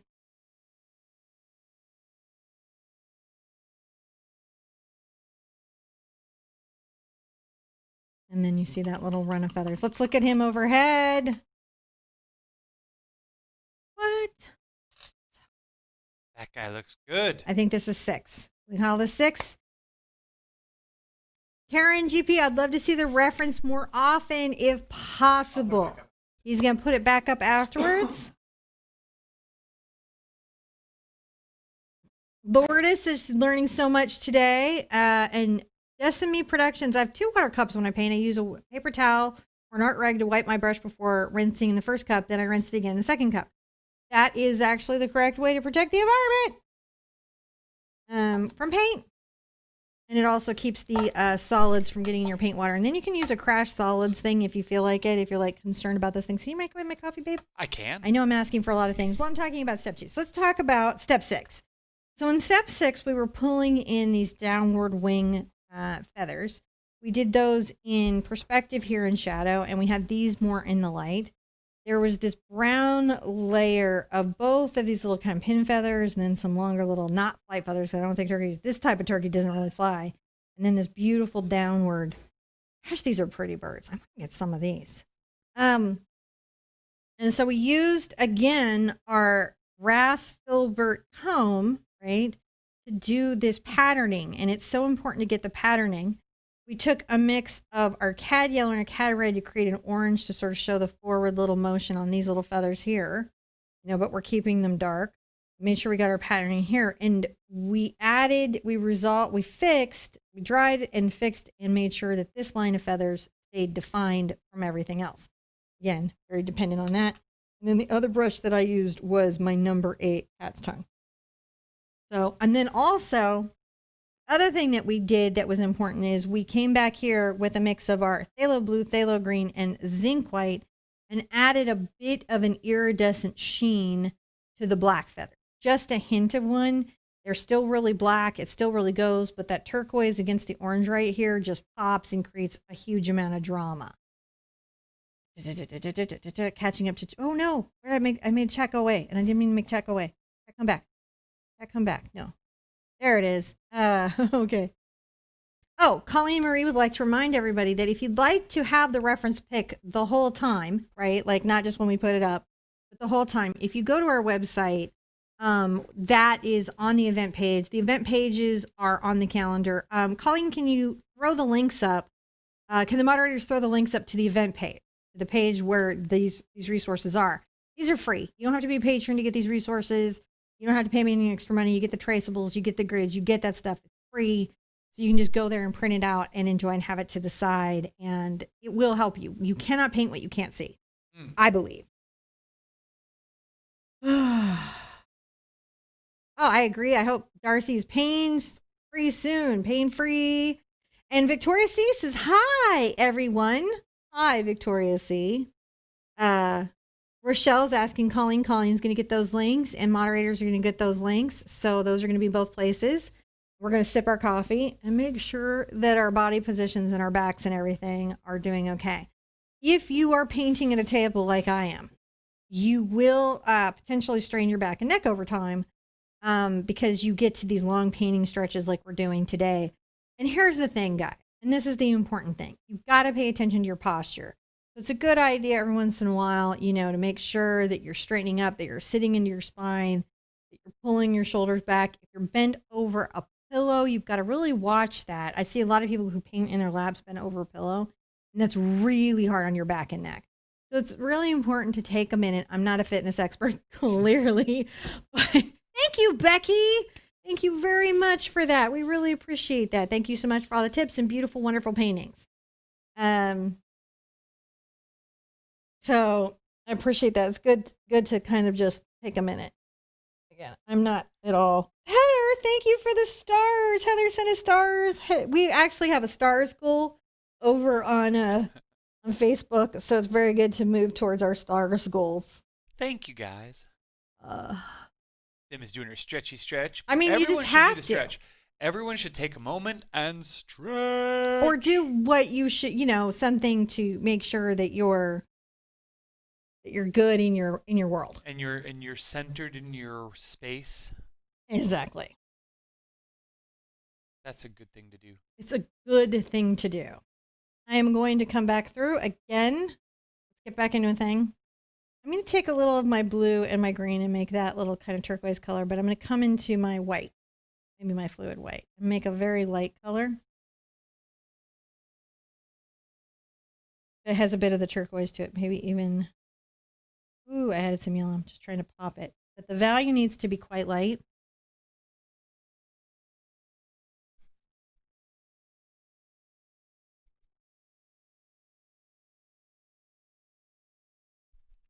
It's nice sometimes to put pops of brightness into a piece. The acrylic paint darkens as it dries. And because of that, you need to be aware and try to make sure that as you are painting, you are keeping those values together. I'm also going to come in and add a little of this lighter white to that front feather, and maybe this one to kind of imply that some sunlight is going through that. That look nice? Now, this next run is very interesting. The first thing that we have to do is get a round brush out. There's a question here. I want to answer that question while I sip my coffee. Thank you. Is today a big art quest, or are you going to do this all one and done today? This is a one and done today. We're here for a minute. That's why we're doing the steps, and I'm going to chapter this. Gotcha. And that's why we're recovering. So this is like a bigger, like this is like that in that you can just do that segment. You can paint a segment, and you're going to know what the segment is. It's broken down into things. The step-by-step will match it. And that way, and if you like this idea, thumb up the video, hit that subscribe button. So you follow along for the steps, and then you have that micro segment. And so you're not having to take in such a big project at once. You can break it down. And this will make it easy for you to find your steps, find your locations, know what the process is. It should greatly improve things, in my opinion. I'm going to put out some quinacridone magenta. Put it over by my cad red. I'm going to take a little bit of my cad red and my quinacridone magenta, and I mix them together. Okay, to hit some yellow into that. And let's paint in a turkey leg, shall we?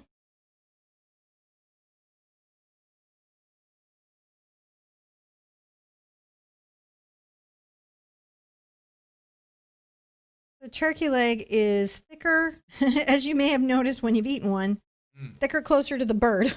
Yeah. A little darker for under his belly. Can be nice to get a highlight going. And I took a little yellow, and we're going to paint the front of his foot just a bit. And just a little touch underneath here.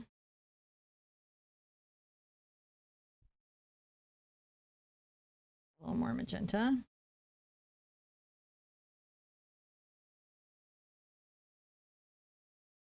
Bring that back. And if I want to, I can get into my black and my glazing medium and just very carefully kind of make sure that there's some shadow on the leg. You know what I'm doing? I was a little aggressive in my shadow. Too aggressive of a shadow, so I just take that back.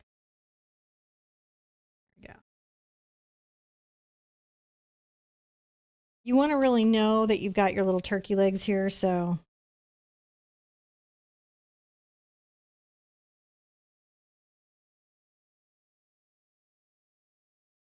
a little bit of a dark highlight to pop the bright highlights.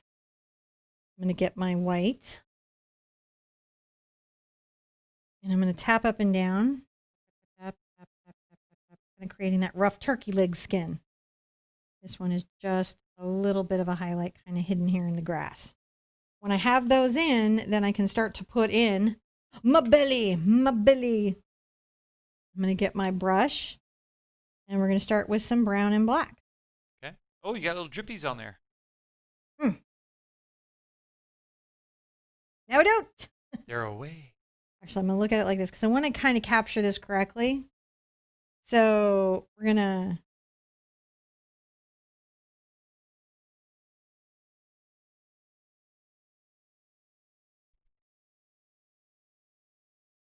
come across with this dark value underneath. And it will come down. You want it to be. What's the most difficult animal you've ever painted? I think the most difficult animal to paint, like just challenging, is an octopus. They have the most going on.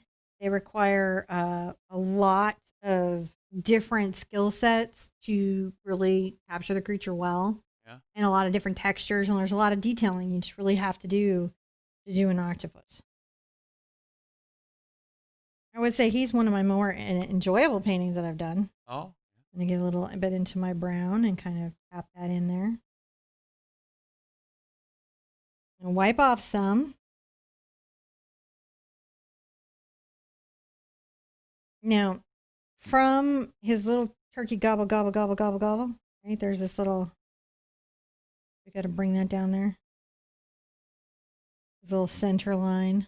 He's got a center line. I'm going to add some of a red or brown right here. Again, using those little dashing sort of brush strokes, right? Yeah. Let's get some of our feathers going.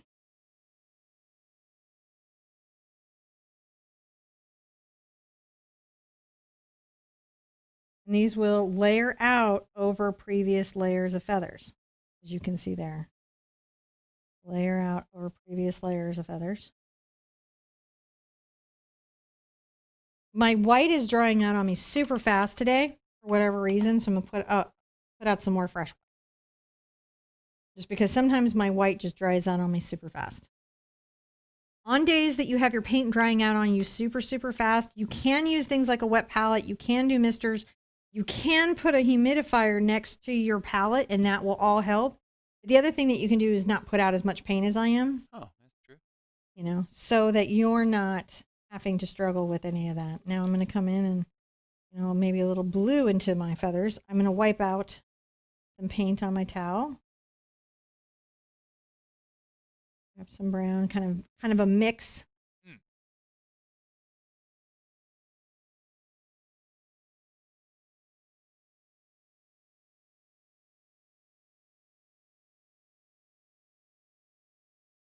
Fun to show the feathers that are sort of over other areas of him. I like that.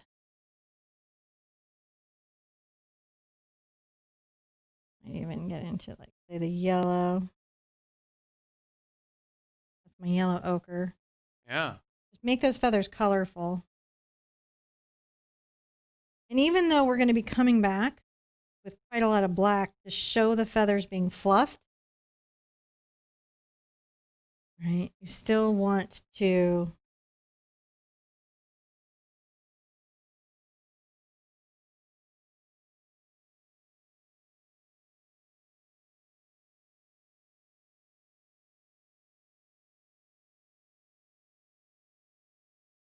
And let's come right here and kind of do a similar little deal. Yeah. One more thing. Let's go. Oh, yeah, I gotta do it upright so I can really sort of see it. Just put those down a little bit into the brown space. She's so pretty, isn't he? I like when the painting ends up being even more interesting or, say, pretty than, say, the reference. It's always fun for me.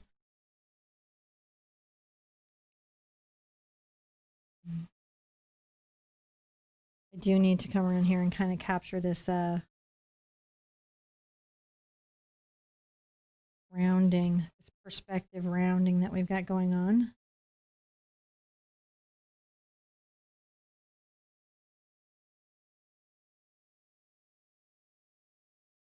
All right, he's looking pretty good. He is. Now, guess what we get to do? I bet you know. Let's get a little of our black on there and load up pretty well. Again, still in the grass comb. Still doing that. One of the best brushes. Such a fan now.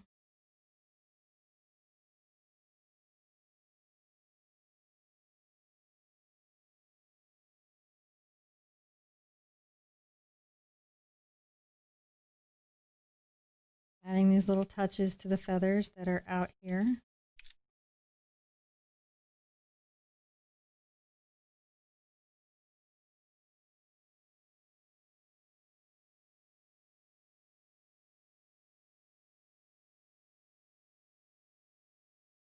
Not looking good. Now, I want to make sure that I've got a nice little chest delineation there, so I don't want that to go away. Here on him, it's interesting. There's a lot more black. Actually, I'm going to dry this. I'm going to do this a different way. Okay. And then you can always just do a quick dry and then make any adjustments you want because it's just layers, you know. It's my prerogative. If you just dry it, you can quickly redo stuff. Yeah, yeah, and it's really, I'm putting out some more black. It's important to dry things as you go. But where we want to show the black being deeper, we're going to have to actually come in and tip with white in the opposite direction of where we're going. So from here, like this, kind of coming down, we're going to make this much more, oh, we're in black. And then as we come forward into him, we will go back into the regular, sort of like my feathers are tipped very lightly. And remember, these are all close together when you're trying to show that there's a lot of smaller feathers that are together. You get that tipping.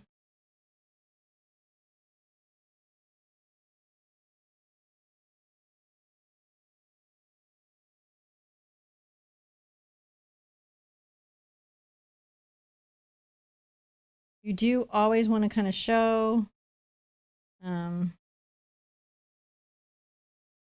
even in areas that it may feel like it's too dark, go ahead and, you know, take the time to make sure that those marks and those details are where you want them to be.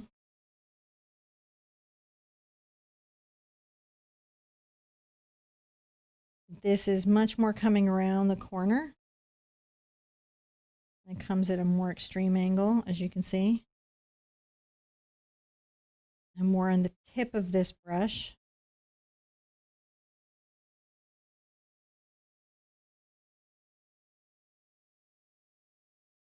And the wonderful thing is he's got a waddle.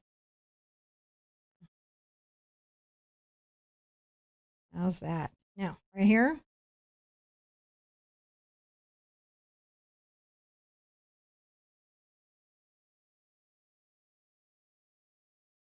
Little burnt sienna, a little titanium white.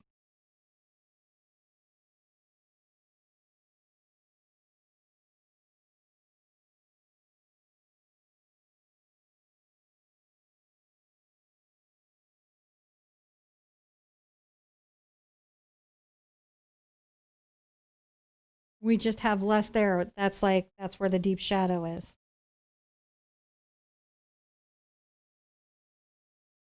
You want to show that there's a deep shadow.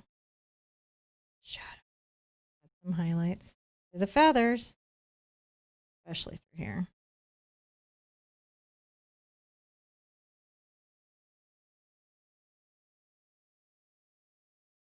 Dashing in a kind of curl. I'm curling the brushstrokes around. Oh my goodness. What step are we on? We seem to be step 7. Step 7. Number 3/8. John is going to get that picture so you can have that on your step-by-step. I'm going to sip my coffee. You know. All right, yeah, I am using, if you guys want to know about this brush, this is a 3/8 Ruby Satin Grass Filbert Comb. It is a fantastic brush. I would get all the sizes if it's in budget. If it's not in budget, you can only get one. I would get this size. Though I have enjoyed every size, and we're preparing to do things. Believe it or not, we're already planning the content for 2021. We're planning the lessons and the stuff for you guys to do. So we're planning Acrylic April 2021 because we're not going to get caught flat-footed again where they mess us up. We are not like I don't know who they is, just a virus and everything and ruined everything. But you know, we're just ready for it. We're just planning. We're planning the big art quiz. We're planning everything, and so I definitely got to familiarize myself not only with this brush, but every brush in this brush's family, and this is my favorite. Christine Kerr, thank you so much. Just wanted to thank you both for being you. Love watching you and listening to you. FYI, not as much facial hair and beards up here this year due to COVID, but a lot of mustaches because it's Movember. Go Canada. I soldier on with my... Sylvia Board would like you guys to know that the brush guys have 50% off sale going on right now. Be sure that you type that in correctly. There's another website that is not a brush website. That is not what you'd expect. Just make sure you write www.thebrushguys.com very specifically. Just say. Oh, doesn't he look amazing? So let's go over this again. We painted in his legs and we used quinacridone magenta, cad red, a little cad yellow, and some white in here.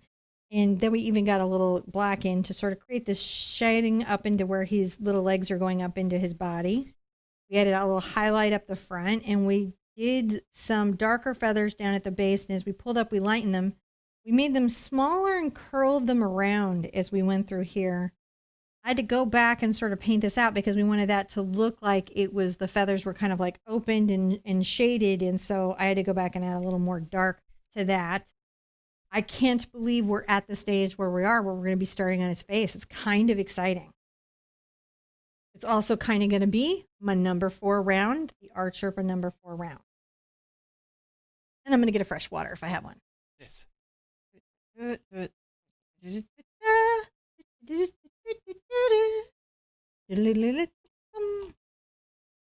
right, so I'm going to get my brush wet.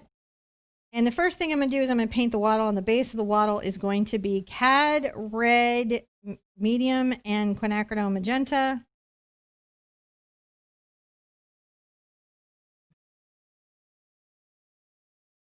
Now at the bottom of his wattle's got kind of a little bulb. Another little bulb.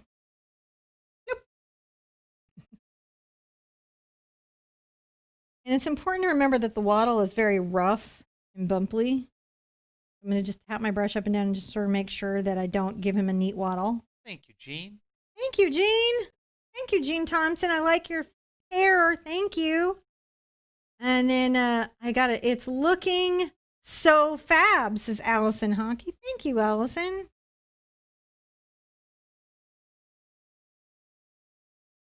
So if you guys are doing stars on Facebook, it's supposed to give you a wonderful thank you note. And if it's not, let me know because I'm trying to make that feature work.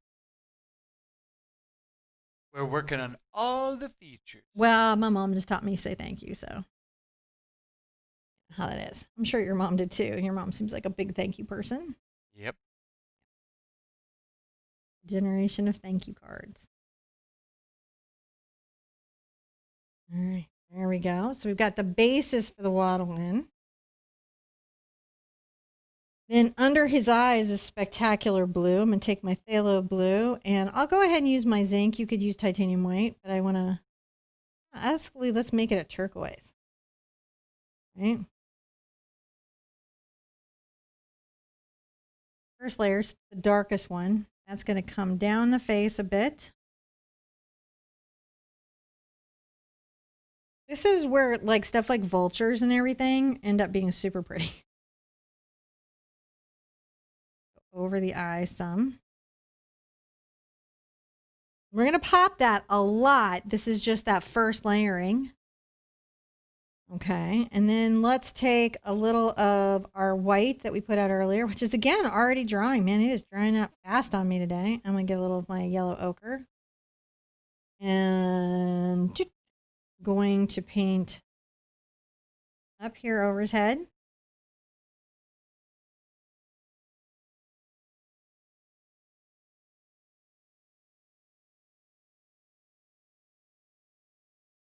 It kind of comes down over the beak like you do. Weird white bit. It's all weird to me, I got to tell you. Get a yellow with a titch of orange into it. Glazing medium, just a true flow.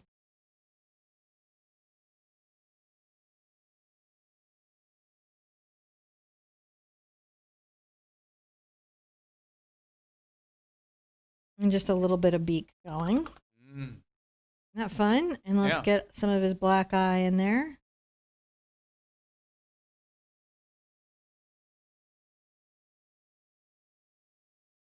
Now, in my experience, to get stuff like this to all work, it's going to be about value. So I'm going to come in initially with my black.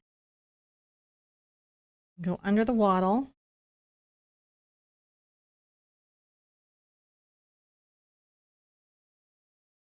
Starting the big contrast. In a big contrast, we stay with you like a lover smile across the mountainside. I'm going to add the shadow under the blue, a little bit under the beak.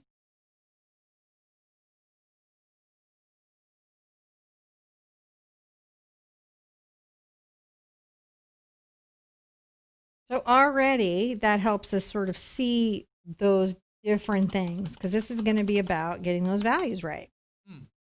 Now I've got my magenta and my cad red, and I may get into my zinc white, or actually probably I need to get into my titanium white for this. We're going to start highlighting the wattle. The wattle highlight. Highlight your wattle.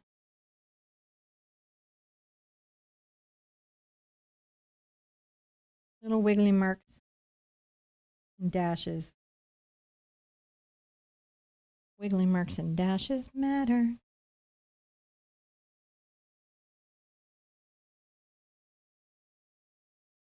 Waddle, waddle, waddle. Waddle.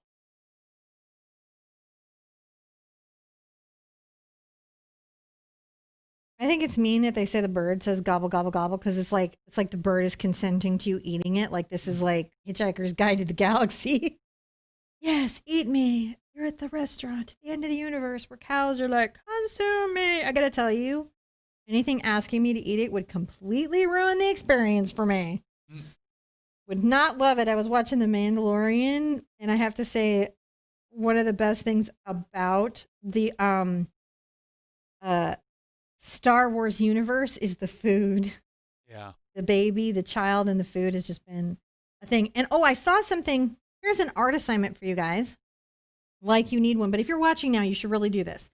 And I'll try to find the link. There was Lucasfilms put out every stormtrooper since they've made a movie. And if you want to understand design and what a big deal it is, you watch that. I'm going to rewatch it with you tonight, babe. The small changes to create completely different energies. And like, that is the pinnacle of what art design does, man. There are so many stormtroopers. I stayed up with Spider last night watching it while you were doing the thing with Honey. And it was amazing. You guys should totally see it. You'd be super impressed. I was impressed.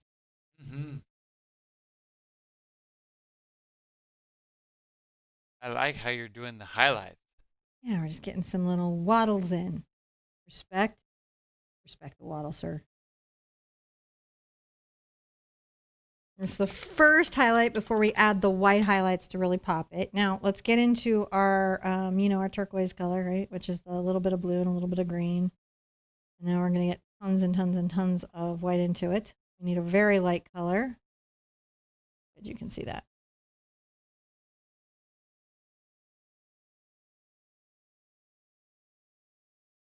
Just on the toe of the brush, coming over the eye.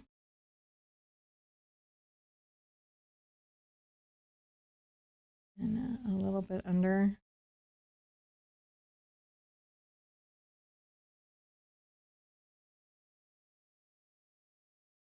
Now, how do you know when to stop adding highlights? Honestly, there does get to be a 0 point of return, but the more time you spend with any painting, the better. I've just grabbed some phthalo blue. I'm just really trying to exaggerate the blue on his face. The more time that you spend into that, the happier you're going to be. The better. The painting will only benefit from your effort. I'm adding some yellow into this, trying to exaggerate that space around his eye.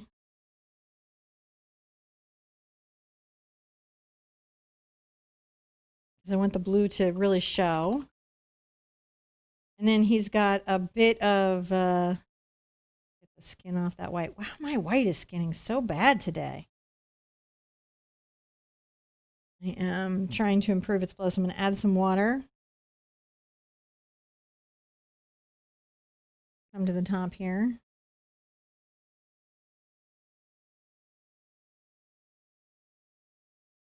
A little yellow and white.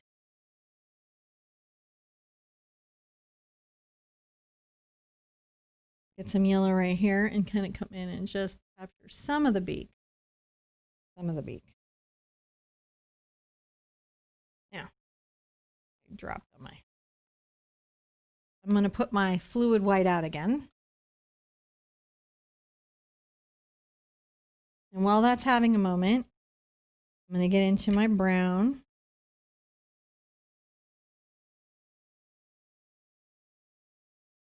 And make a little brown mark on the under eye. Might even come get whatever's orange is left. I have a little tip of my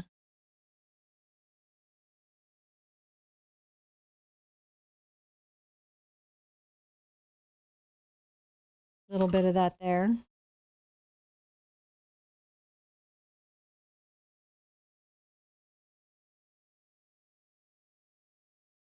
Into the black. Well, that's all having a dry. I'm going to get on my white.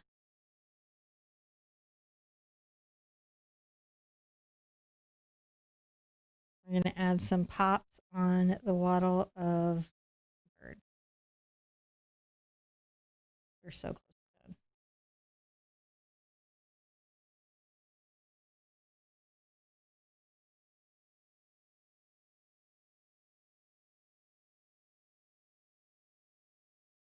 I was just loving learning how to paint this type of bird in this kind of a way. I really enjoy it. I do too. Like, there's not enough paintings of turkeys out there. They're actually kind of beautiful. I'm just tapping in a little bit of high reflection.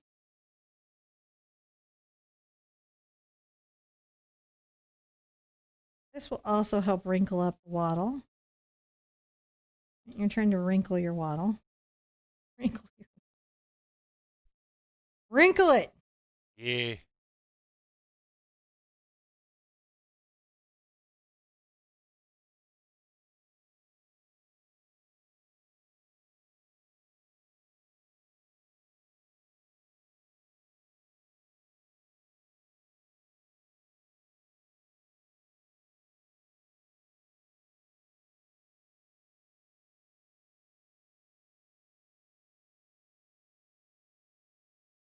Got that wild turkey in his eye. How disgruntled does he look, though? How did I do? Oh, he doesn't look disgruntled. He looks sort of bemused turkey. He's a bemused turkey. A little bit of reflection on his eye. Come underneath here and feel like that's great. Guess what? That's step 8. Woo! That. Isn't he a pretty boy? That is pretty good. I want one of these now. Want to get some turkeys? Maybe. I think it'd be fun. It could be. We'll see. Big fat ones, not the velociturkeys, like big fat turkeys. So step 8. Oh my gosh, we just have grass left, and then which is barely anything, and then we're done, guys. I hope that this was blowing your mind. It blew mine. I really like this new process of step by step. If you love it, let us know. Definitely comment, definitely share, definitely tell us. I want to see your paintings online for sure. And let's recap. So we worked on the head. This is what we did in this step. We used the mix of quinacridone, cad red, and cad yellow. For areas of the wattle, we added white to come in and do some highlight. The blue around his eye was the phthalo blue, phthalo green, and a little bit of the zinc. And we kind of put that in low light. We did yellow on the beak, yellow ochre, and white initially on the top part of the wattle. And then we came back with like a little yellow highlight. We put black in the eye. And then we came through and we added a shadow, right? Like we put that, we had that shadow, the shadow under the beak, the shadow under this part of the wattle, the shadow under that part of the wattle, to kind of try to create contrast so that we see this coming forward on him and he looks as stunning. And Leslie says he looks like a Herbert to me. And Mercedes says he's more bashful. Yeah, he came out bashful. This is my first bird that didn't look ticked off. Oh, my bird's like being painted. And so then as the last thing, we popped, you know, we highlighted a bit, but we popped through with those white highlights. And I think those are super important. And I did that. I did all this work with these 2 brushes, which is the number 4 and the number 1 from my Art Sherpa open stock line of brushes. And they are really quality acrylic brushes. They are. I'm not saying they're the only brushes in the world. I'm just saying they're a great brush in the world. I'm going to use my grass comb to finish too, since we got grass anyways. So that was step 8. And again, I will go up and chapter these like right after so it matches. I think that's going to be really cool. Right? Like, I think we're going to love, love, love that. Don't you? I'm excited. I'm pretty excited as well. I think it's pretty nice. All right, grass. Start out the grass. Let's start out with a little of my phthalo green and burnt sienna and my number 8 cat's tongue. I like to make sure that my grass has a deep base, and in the fall, and we do lose some of the tips of our feathers there, and that is a little upsetting, but it is how the grass grows. Low coming off the bottom of the surface. Bring that up. You want to paint out the gray, so you have those layers, right? As I'm going forward, I can add a little bit of the yellow into the green and brown mix, which is a fantastic little bit. Let's come down deep here and add some of that dryness.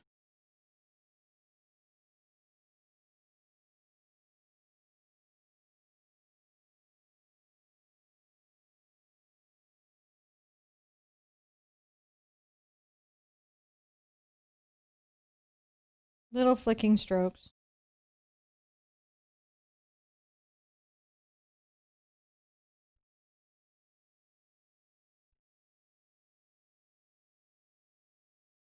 I don't want to take out all my feathers, so I'm being a little more precious than the grass was with Mr. Turkey Pants.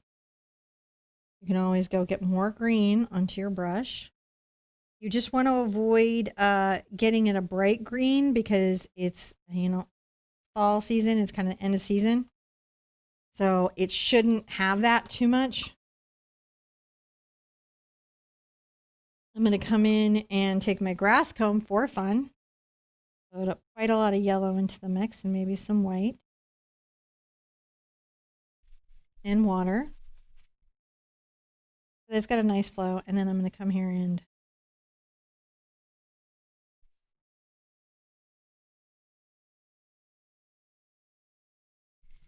add a layer of drier grass. grass.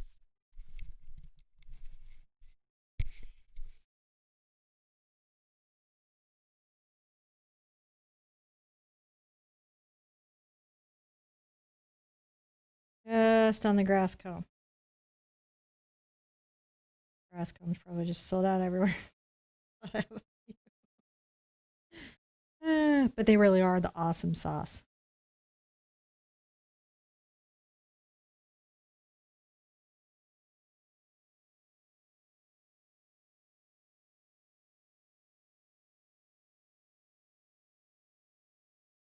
You want to make sure that when you're doing grass that you just kind of keep it irrelevant, like irregular. And the other thing is to keep the base, the deep of it, very dark, right? Where things are in shadow.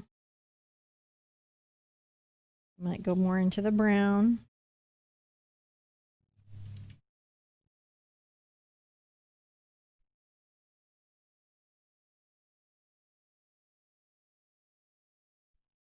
Don't want to paint out all of his legs.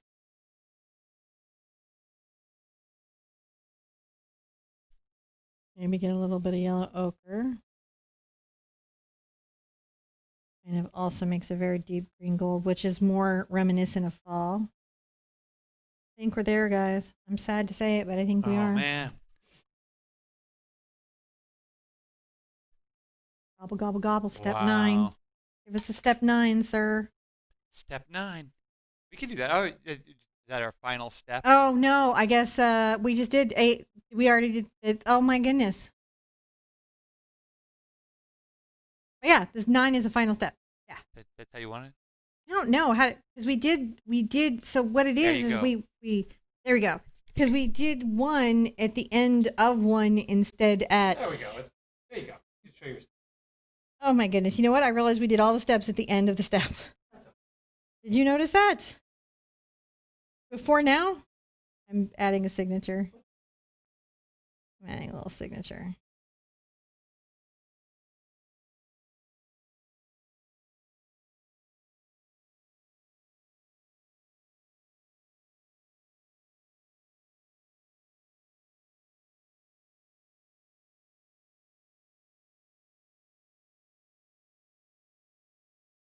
Well, you can still find your way through. I think you guys will get it.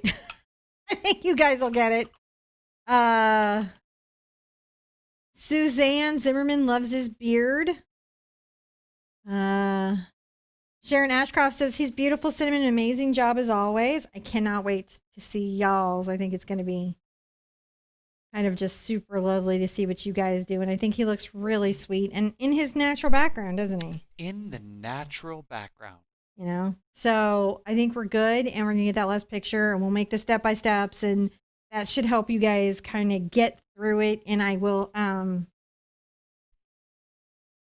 make sure the time codes are what you need. We'll get them in there. You'll get it. You'll understand. We will get better at this. Thumb up. Please subscribe. Please follow, and also we've got the group on Facebook, so come by and share your turkey with us. We'd love to see it. It's a closed group. It's a very safe place to, it doesn't really matter how your painting came out. It's a great place to share it. People will get it. We're all in that kind of creative process together. And so it's a great place to do that. You know, I cannot wait to see you again. We've got some scheduling. We have some adulting next week, so that may change our schedule a bit. So watch that. Yeah. Because we may have to make some changes to the schedule. I got to go be a grown-up. To go be a grown-up. We have all this grown-upping to do between now and Thanksgiving. It's like messing with our YouTubery is what I will tell you guys. Just mess with our YouTubery. Thank you. Thank you for your time showing up. And thank you for trusting me in these projects and doing them with me and, you know, sharing your results. It just means the world. Be good to yourselves. Be good to each other. And I want to see you at an easel really soon. Bye-bye.